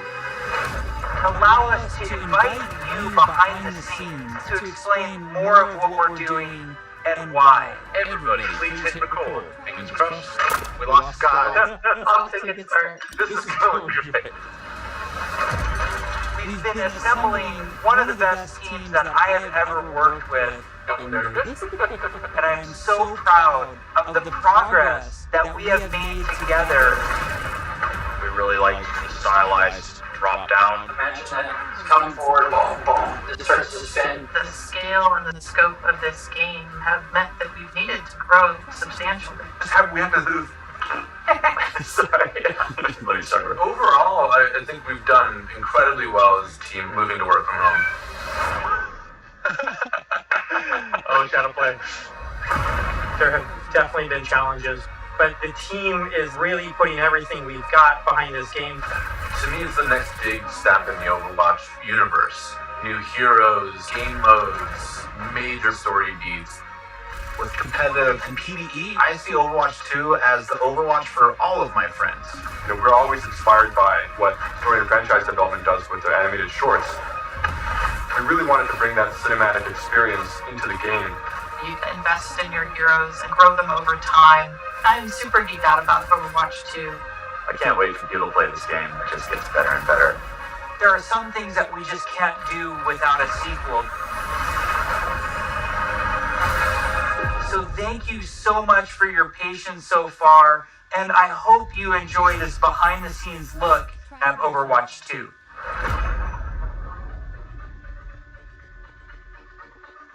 All of our players at home, they want to see one of the new maps that we've never talked about before.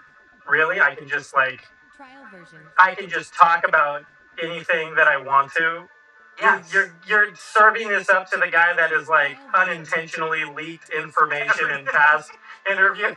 We can do it officially now. Okay, so one of the maps that I'm most excited for in Overwatch 2 is our Rome map. We always want Overwatch to feel like this globe-trotting adventure for our players. So we're having a lot of fun coming up with the Overwatch version of Rome. We wanted a very romantic, sort of this powerful feeling of old world architecture.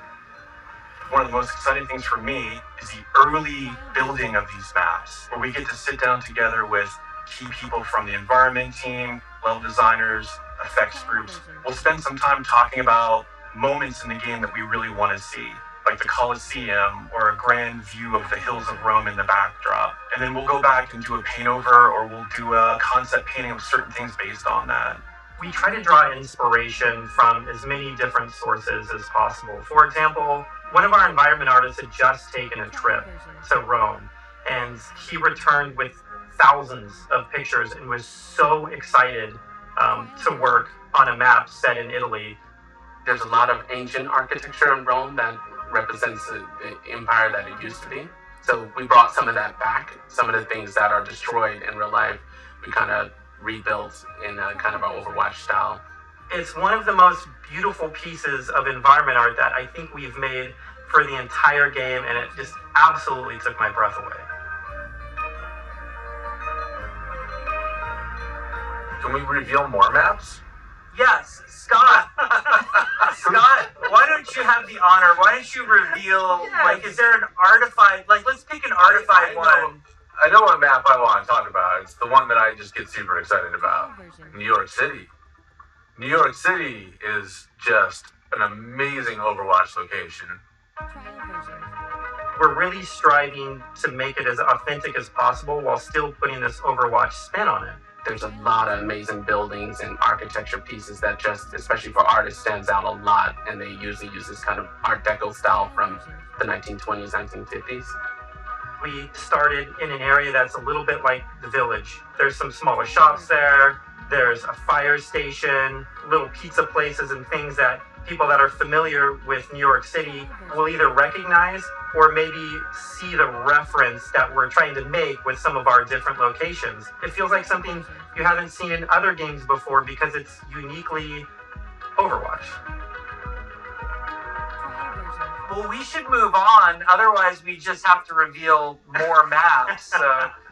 We were talking about PvP, and you know, one thing that I think is really interesting about PvP in Overwatch 2 is some of the philosophical changes we're making to the approach. PvP feels different and new. We're upgrading our combat feel. The roles are playing differently. When it comes to all new maps, it's a pretty big departure from where we are on live right now. So I can't wait to see where we end up with it by the time we launch this thing.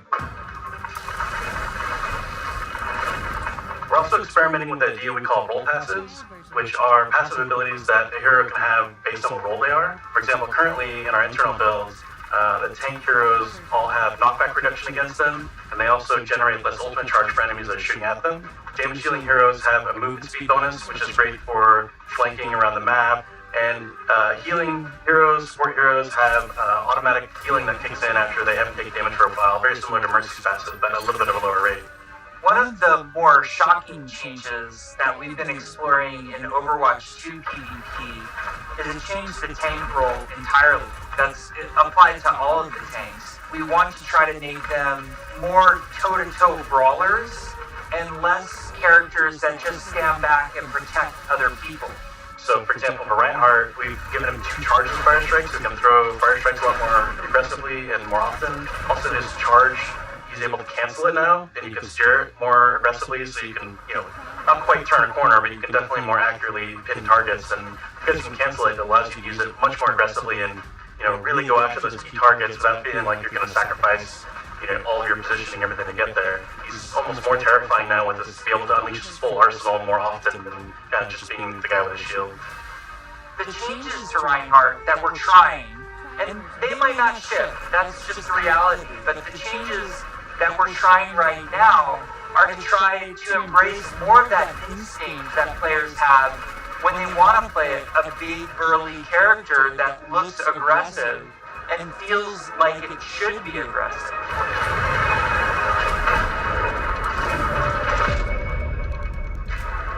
Shortly after BlizzCon, we spun up this group, our combat field group, to really just work on what happens when a player holds the trigger. We're putting a ton of effort into looking at all of our characters and trying to give them even a more visceral weapon feel. From sound to VFX to animation to the design of these units, all new sounds for a lot of our weapons in the game, and a whole new sound system that's driving it. And we didn't just level up a unit, we leveled up the rest of the game. When we first started working on Overwatch, we spent quite a bit of time working on gunfire sounds and just general combat feel to make it feel really awesome. And we're revisiting pretty much everything, nothing's off the table, so we're looking at even kind of small things such as quick melee attacks that every hero has. So they have kind of new audio packs and a new kind of feel and visual effect to hit things. One of the bigger efforts we're undertaking for Overwatch 2 is what we're calling our Weapon 2.0 sound packs. What this is a big overhaul to the weapon systems in the game. That means the way the gun feels in your hands. You can feel the ammo running out as you're getting lower on the clip. We really tried to amplify those sounds to better encapsulate the gameplay and the gunplay that comes with Overwatch 2. Another key to the weapons was getting them to feel like they're in the environment. This meant working with convolution reverb. It's a new system that we've implemented into Overwatch. It's a way that we can capture the acoustics of an environment and transport it onto the sounds that we're using. So we went and captured tales of guns in different environments through our weapon shoots.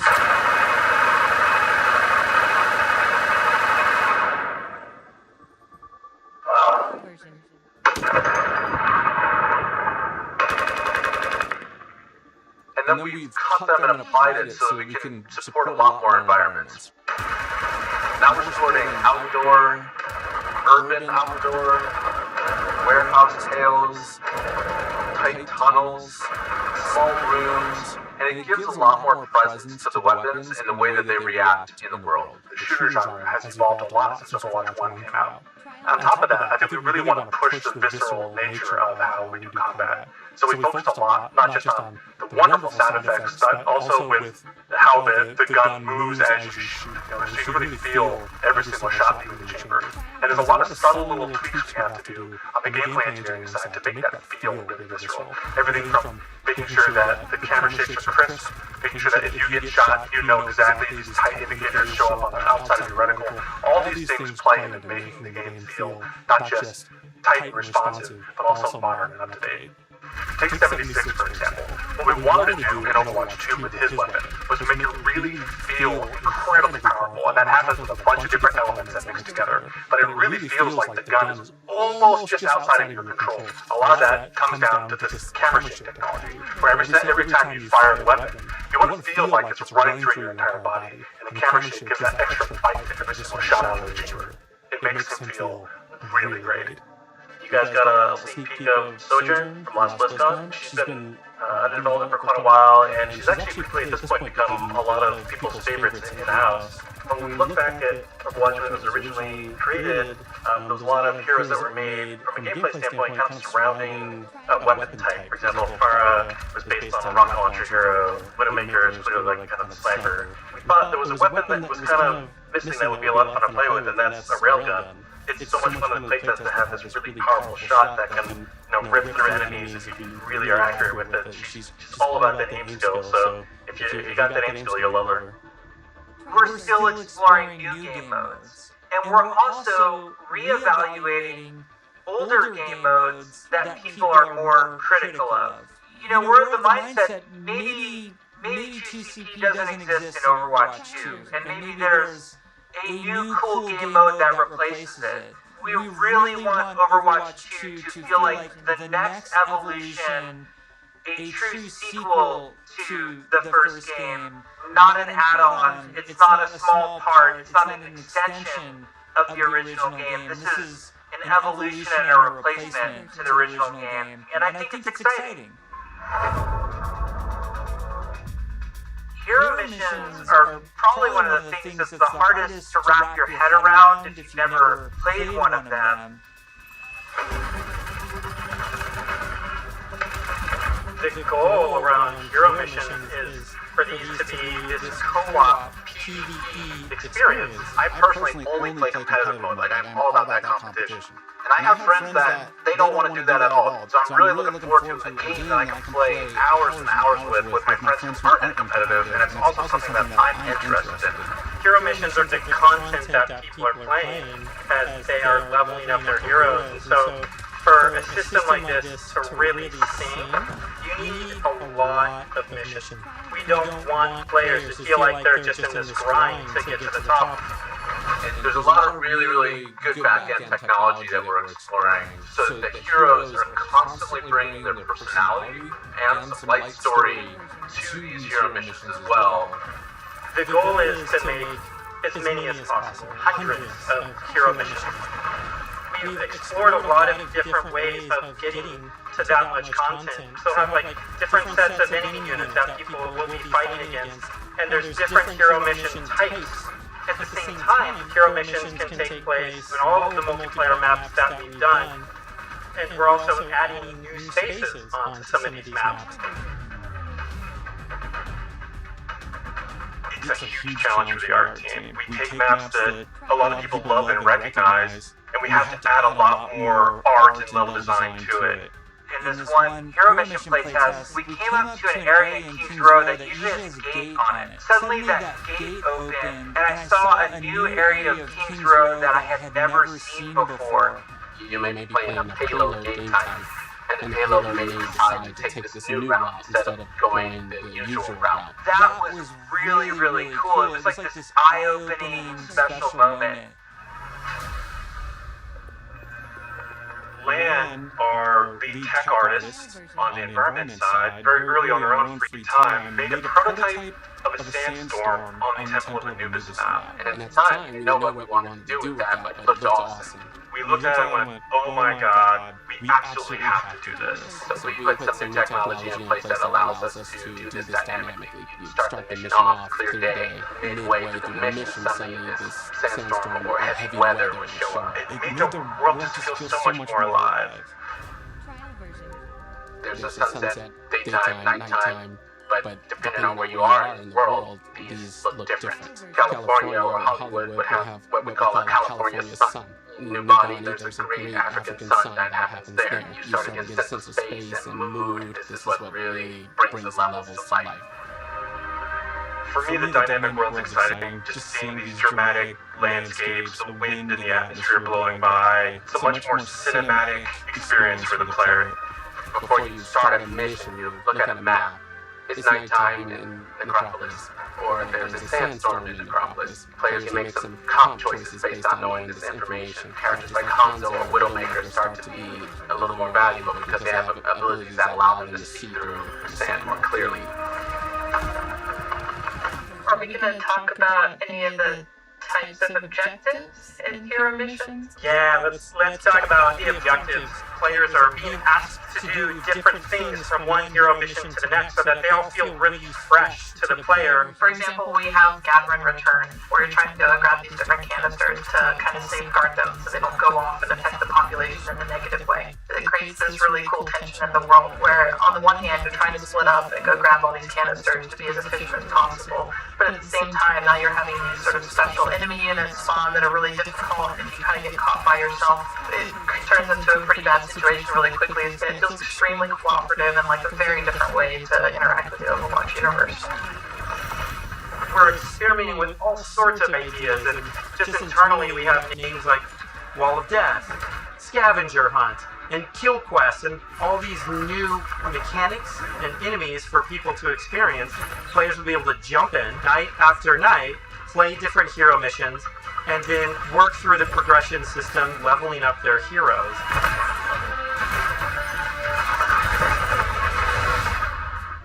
Trial version.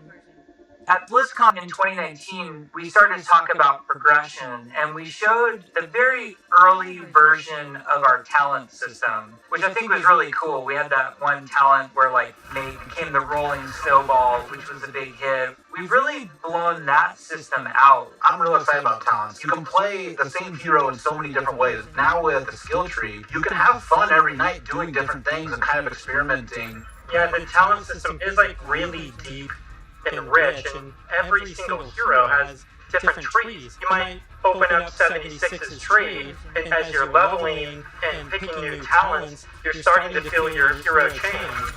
We've had some pretty hilarious versions of the healing one where his biotic field travels with him. It also repulses enemies. We call it the snowplow build, where 76 is like running through spaces, pushing enemies away from them.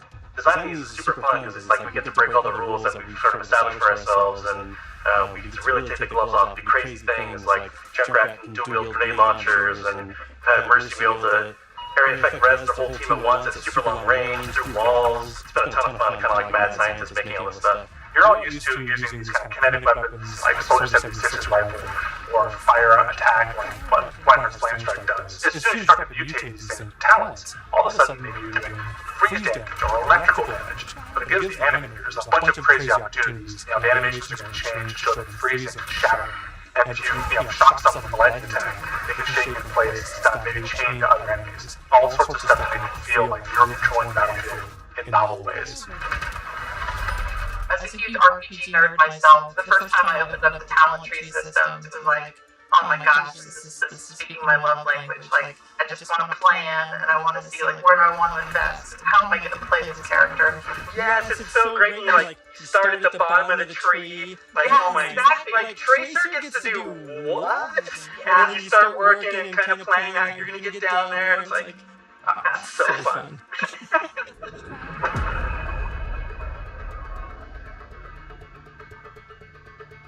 When we look back at Blizzcon 2019 and we talk about some of the criticisms that we had, one of them as a development team that we felt was that the combat was just not engaging enough. So the fact that our combat wasn't highly engaging to us as players meant that we had a problem with the enemy units.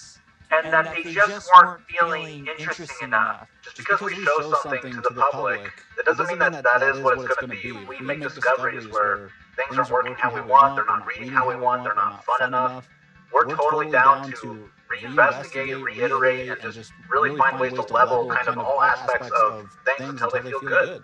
I would say a major focus of all of 2020 was to make the null sector enemy units more engaging, and some of this was adding new units and evolving other units that we had. Interesting combat for us is varied combat for us. So sometimes we're going to ask you to protect something in Overwatch 2. Sometimes we're just going to ask you to get someplace. Sometimes we might ask you to escort something across the map while it's being attacked. And so it's a different type of spawning, and it's a different type of units that are in there, and it's a simpler objective. There's a lot of units Aaron is talking about. Lots of different units, lots of different types, they serve different purposes, you do different things to them. It's really going to help a lot of us find the fun and make sure that Overwatch 2 is a blast. One of those sets of enemies is what we internally call objective units. And they're typically units that don't even attack players. The simplest version would be something like the Breacher. He's like with this shoe bomb on his back that was built to do one thing. Slowly and methodically march towards its objective, and then it transforms and the bottom opens up like a flower, starts spinning and charging up, and you hear this awesome sound, and you know you have a little bit of time before it's going to explode and you have to take it out.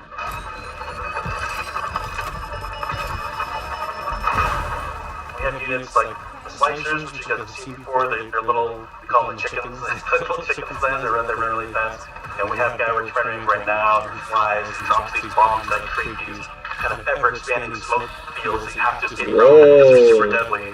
So you really get to use your mobility options to kind of escape that. There's things like the polar. You could be moving through these darker alleys, and as soon as you hear that polar spawn, it suddenly becomes like really spooky and kind of scary. This very tall, elegant-looking character that's blindfolded, 3 orbs that circle around her as her eyes, and we basically spawn those orbs around her head as a big tell, launch them at the player, and then activate this tractor beam that is bringing you in and bringing you in. This awesome like anticipation of the hair opening up so you know what's about to happen. One thing we've just recently been experimenting with is this idea of elite units. We didn't want the elite units to feel like they're just, oh, this guy's got double health and double damage. We want to make sure the elite units feel like they have different behaviors and different attacks. So, for example, an Omnic Grunt, normally just kind of, he fires his gun, he dies pretty simply. If you fight elite Grunt, his weapon fires in the first fire pattern, it's very deadly if you're close, and if you manage to take him out, they don't just die right away. They instead you crawl on the ground towards you, and you try to back away because if they get you, they can explode. Artillery at Blizzcon. We're all just staring at this, and we're like, what are we going to do to level this up? One of the things we really felt wasn't coming through was the damage stakes. We intend for players to shoot these guns off, but currently it's not reading as something that can happen in the game easily. We change the design, we change the animation, and we go back and forth to just continually iterate. We decided, hey, you know what? We're going to just delete half of these damage states, so now it's super readable. From an animation standpoint, we decided on spinning barrel version. Just really nice kickback. The tip of the barrel opens up when it's about to fire, and shifts in place, and it's really amazing to be fighting an artillery unit, and you can see the guns on the side, and as you shoot the guns, they're actually visibly taking damage, and then you blow them off, and it reacts to the holes to the side, and really makes you feel like you're there, and it's super fun. In a lot of the stuff we've showed so far, you're fighting null sector. These are evil killing machines intent on marching you down. The way you're going to stop them is by shooting them, and we want to make sure that feels responsive and visceral. Really making sure that when they take a hit, it feels like their whole body has been punched, almost like hit by a truck. That's what really sells the fantasy that you're playing these superheroes. One of the cool pieces of technology that we created was what we call chain hit reactions. Oftentimes you'll find null sector bunched up, marching maybe a half a dozen units abreast. You expect if you shoot one, they're going to knock into their buddies. So we make that happen. Turned out it's really fun too. Whoa! New hero looks. One of the things that we showed last year at Blizzcon was the new looks for our heroes. The theory kind of going in was like, you want to preserve the essence of your hero, but also kind of show that heroes evolve and kind of change and move forward. So we have a lot more new looks. So I'm excited to see how players and fans react to all of the ones that we've done so far. Maybe we'll share some of those new looks today, which would be cool. We're going to reveal McCree's new look for Overwatch 2 as well as Pharah, and we're really excited to show off some of our first villains with Reaper and Widowmaker. But first I want to talk a little bit about technical wear, kind of like technical clothing. What that really is using very techy fabrics as well as having very intricate but functional straps designed in a way that is very aesthetically pleasing. With McCree, we took a couple different approaches. He's got this classic cowboy look that is really hard to mess with because if you try to make him too sophisticated or too techy, it might not feel right for the character. But as a concept artist, you always want to change things around and try different shapes and silhouettes. So we did identify Red Serape as the main thing for McCree. We also tried a couple different things with McCree's cowboy hat. We didn't really want to mess with that too much because that's a very iconic part of him. So that's another piece that we kept. We tried some retro cowboy looks that mixed in some tech here and there. Some that were a little bit more techy than others, some that were a little bit more classic cowboy. We gave him a little bit of a longer beard, and it really gives him a nice kind of like a more aged look. What's different about Farah than some of our other heroes is Farah's completely covered in armor. We didn't want to change her silhouette too much. Farah. It was more about experimenting on different colors. So it felt really appropriate for her to be the one to harken back to those original Overwatch colors that's cool. of white and blue. One of the things that we wanted to update on Farah was her visor. Instead of being completely opaque and reflective, we tried a little So bit another more character they're designing or new looks of it is Farah. now allows us to see some more of her emotions. Reaper was actually the ones I was very excited to work on because I could see a lot of potential in how we can integrate his cloak and his cowl and his armor and how we can make all those shapes really sing within that classic, Reaper silhouette. We tried a couple takes with the first pass, like complete silver arms, more layers to his jacket. Reaper's mask is obviously pretty sacred to us, but the thing you'll notice immediately is that it's now completely silver. Instead of bone white, he's got this like almost like deadly edgy silver that just gives him that classic look. With Widowmaker, we started with the idea stage, exploring a breadth of ideas. We tried things like a more insectoid approach, treasure hunter. One of them made her feel like a classic Bond villain, so we kind of steered it back towards one of the more cyberpunk-looking ones, almost like a futuristic femme fatale, which is basically what Widowmaker is, but she even feels more upgraded. So I'm super glad that we went down this route. We played with different hairstyles too. Widowmaker has a really long ponytail that's really a key part of her look. And really liked the hairstyle on one of the designs that was more braid, and it was really interesting look that also preserves Widowmaker's original silhouette with that long ponytail. We've been working a lot with our domino engine and making our cloth look better. Now that we have this cloth tech, we're going to be able to make some really cool, unique silhouettes that will help them stand out from other heroes. We put a lot of time and effort into our face rig, and what I mean by that is we're going to be able to get really close to these characters, and it's going to feel really cool. It is absolutely worth the time and the effort to invest in technology, and that way we can make these characters do more things that we haven't really been able to do before. It's been super exciting working on the new looks for Overwatch 2, and it's just been so inspiring to watch the team try things that we've never tried before, and I just can't wait to show off more in the future.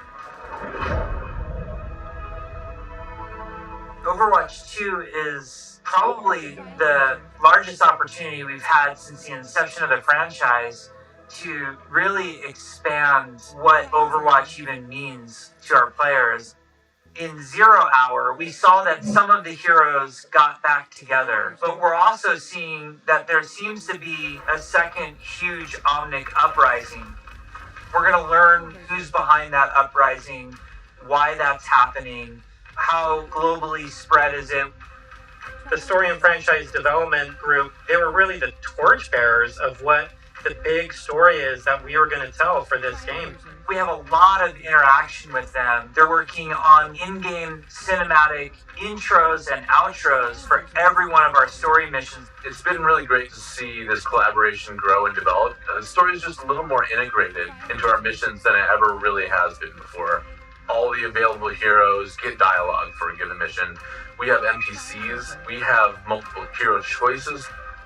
We have all sorts of events that are happening that are driving players to interact with each other or parts of the environment or other characters. That's cool. The world of Overwatch is this bright, shiny future. So how do you take that bright, shiny future and create conflict in it? How dark can the world of Overwatch go? The different challenges that these characters are going to have to overcome in Overwatch 2 are things that they haven't ever dealt with before or dealt with on this scale. So what we had to do was literally strip it down to the bare bones of where are these characters in their lives. Overwatch has been expanded, and now there's a situation where the world's in trouble again, and the world needs the heroes again, but they're not allowed to be doing what they were supposed to be doing. We started to book these off-site locations so we could brainstorm over and over different versions of what the Overwatch 2 story campaign could be. And we basically had these whiteboards that we were carting around everywhere. The room was filled with whiteboards, and we would just write every day story beats with the characters and who was doing what and where. And oh my gosh, we forgot this character. We had these giant sticky notes, and each one of them would be a mission with a bunch of notes on it. You know, somebody say, well, what if we moved Rio to the end, and they'd physically grab it off the wall and stick it on the end. And we did this for a while, until we all felt that it was pretty close to what we wanted. Then we could send it to our writers' rooms. The writers' rooms then had a much clearer direction of where we wanted this process to go. Ultimately, we come up with something that we think is right for the game, and then we pitch it back to the game team, and they point out everything that we missed. And that allows us to actually back up and go and make it right and make it better. Because the scale of this story is so huge, it takes place over the whole world, basically. It just requires a constant iteration, constant refinement to make the story as best as we can make it. From writing, we go to storyboards. The storyboards get crafted with the edit. From there, it'll go to a previs department where they'll start to flesh out in 3D. Once we've kind of figured out our camera work and our cinematography, that'll then go to the animation department. And then we end up going right into the game engine. One of our challenges was to figure out how to integrate this story and this narrative with the gameplay. So if the intro cinematic ends with this huge battle, this huge war, when you get into the game, it has to mesh and feel the exact same way and blend together. You really are also trying to get the music to be equally as consistent from in-game cinematics straight through to the mission. Adam Burgess, our lead composer, has been working with the IGC team, with the game team, developing themes for all of the heroes, all of the locations. As the cinematic director, whatever we're crafting should never override the gameplay. We want to make sure that the player's experience going from the cinematic to the gameplay is seamless and it feels like a completely immersive experience. The engineers, we have to find a way to actually make that come to fruition. The choreo tool is a tool that allows people to coordinate different events to happen at the same time. Like in Rio, if you played our demo, one of the buildings explodes. And so that kind of event needs to happen as you're running by, and you need to have it timed, because if it blows up too early, then you don't see it. It allows story moments in missions that interact with the environment, that interact with our characters. The new tech, the new abilities that we have now are allowing us to push our storytelling farther than we could have previously. What's also really powerful about choreo is that, if somebody has an idea, they can mock things up really quickly. We got to show the Widowmaker making this awesome introduction. Casey was able to quickly put a really rough prototype in choreo. And Philip would come in and on the fly, he's making quick changes. They play tested something that would normally take weeks. It was done in like a matter of days. Each story mission has its own custom map built for it. And these maps are absolutely gigantic. India is one of our biggest maps, and it's a fun map because it has a few story beats that we've taken from recent comics and characters in the game. Yeah, they shot India. We've written a history for each city so that the cities feel lived in. And I think that informs the artists so that they know what it is the city has been through. Gothenburg was our chance to show Torbjorn's workshop. We created a space that kind of fits his height, so there's no step ladders and scalable tables. We designed the space as if we were Torbjorn. Molten steel is pouring out of walls. It's pretty epic when you walk into it. Toronto was under siege by Null Sector when the players arrive here. There's a dynamic snowstorm. So as you make your way through the level, the snow is slowly building up. Suddenly by the end, the characters are caught in this gigantic snowstorm and they must fight their way through it. In Overwatch 2, we want to give you choice to be able to play this character or that character. So we're designing a lot of systems around how the relationships develop over the course of the story missions in the campaign.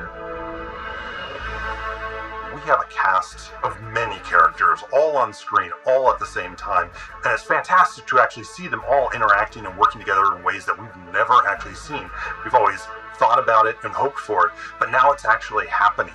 It actually requires us to have a whole new branching dialogue system. If you happen to have Genji and Mercy in the second mission of the game, you might get different dialogue that's about their relationship. Voice actors bring the characters to life in ways that everybody has fallen in love with, from inside Blizzard to the fans. It's just to hear this collection of actors all together, all interacting, has been a real treat. I wish people could see how many people are involved when it comes to something like telling the story of Overwatch. It doesn't just come from a singular person. It comes from a group, and it's a really talented, fun group that all works together. We've been developing what we hope is one of the best stories ever. And, there's some key story moments that I'm really excited about. And I really can't wait to see how people react to it. Whoa. Okay.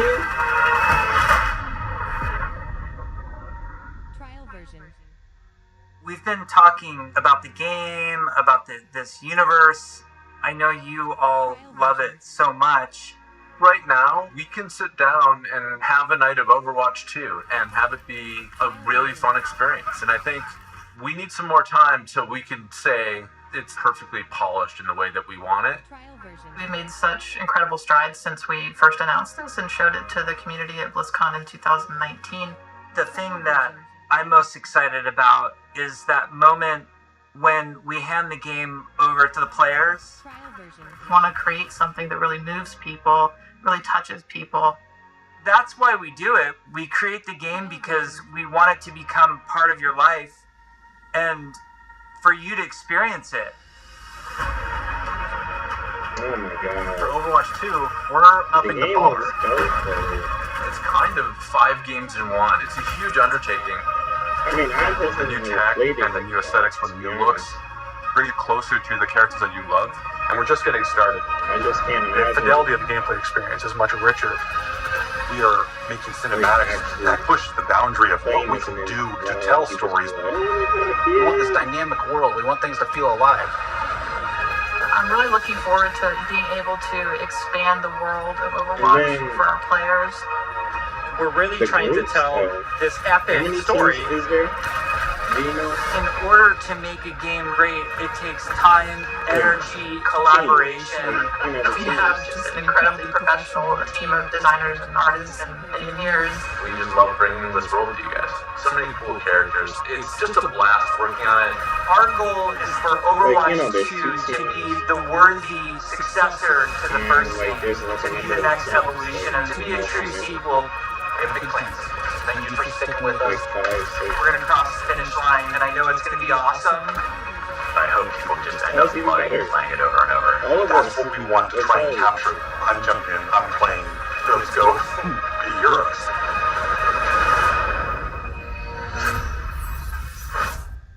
Trial version.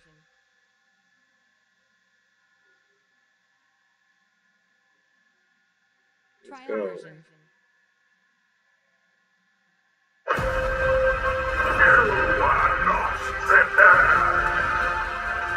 You're not prepared. It's about time. Let's get back in the fight. Today is a special day. We shall stand together. Are you with me? Trial version.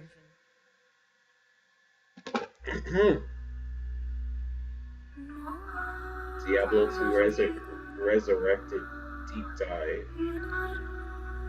Back in December, Blizzard reached out to see if he'd be interested in hosting the update. His reaction would find out. Alright, we're gonna watch the video sent to us. Yo, too. Trial version.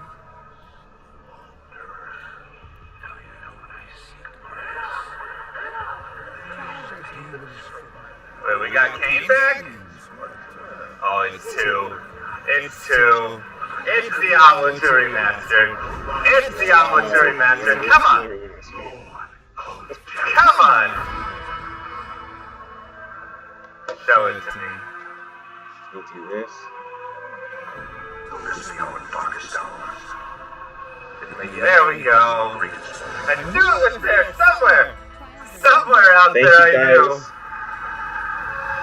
I hope everybody's having a lovely time. I'm gonna actually end this live short. Appreciate all you guys watching it with me, those who came and who didn't. Hope you guys have a lovely time, lovely day.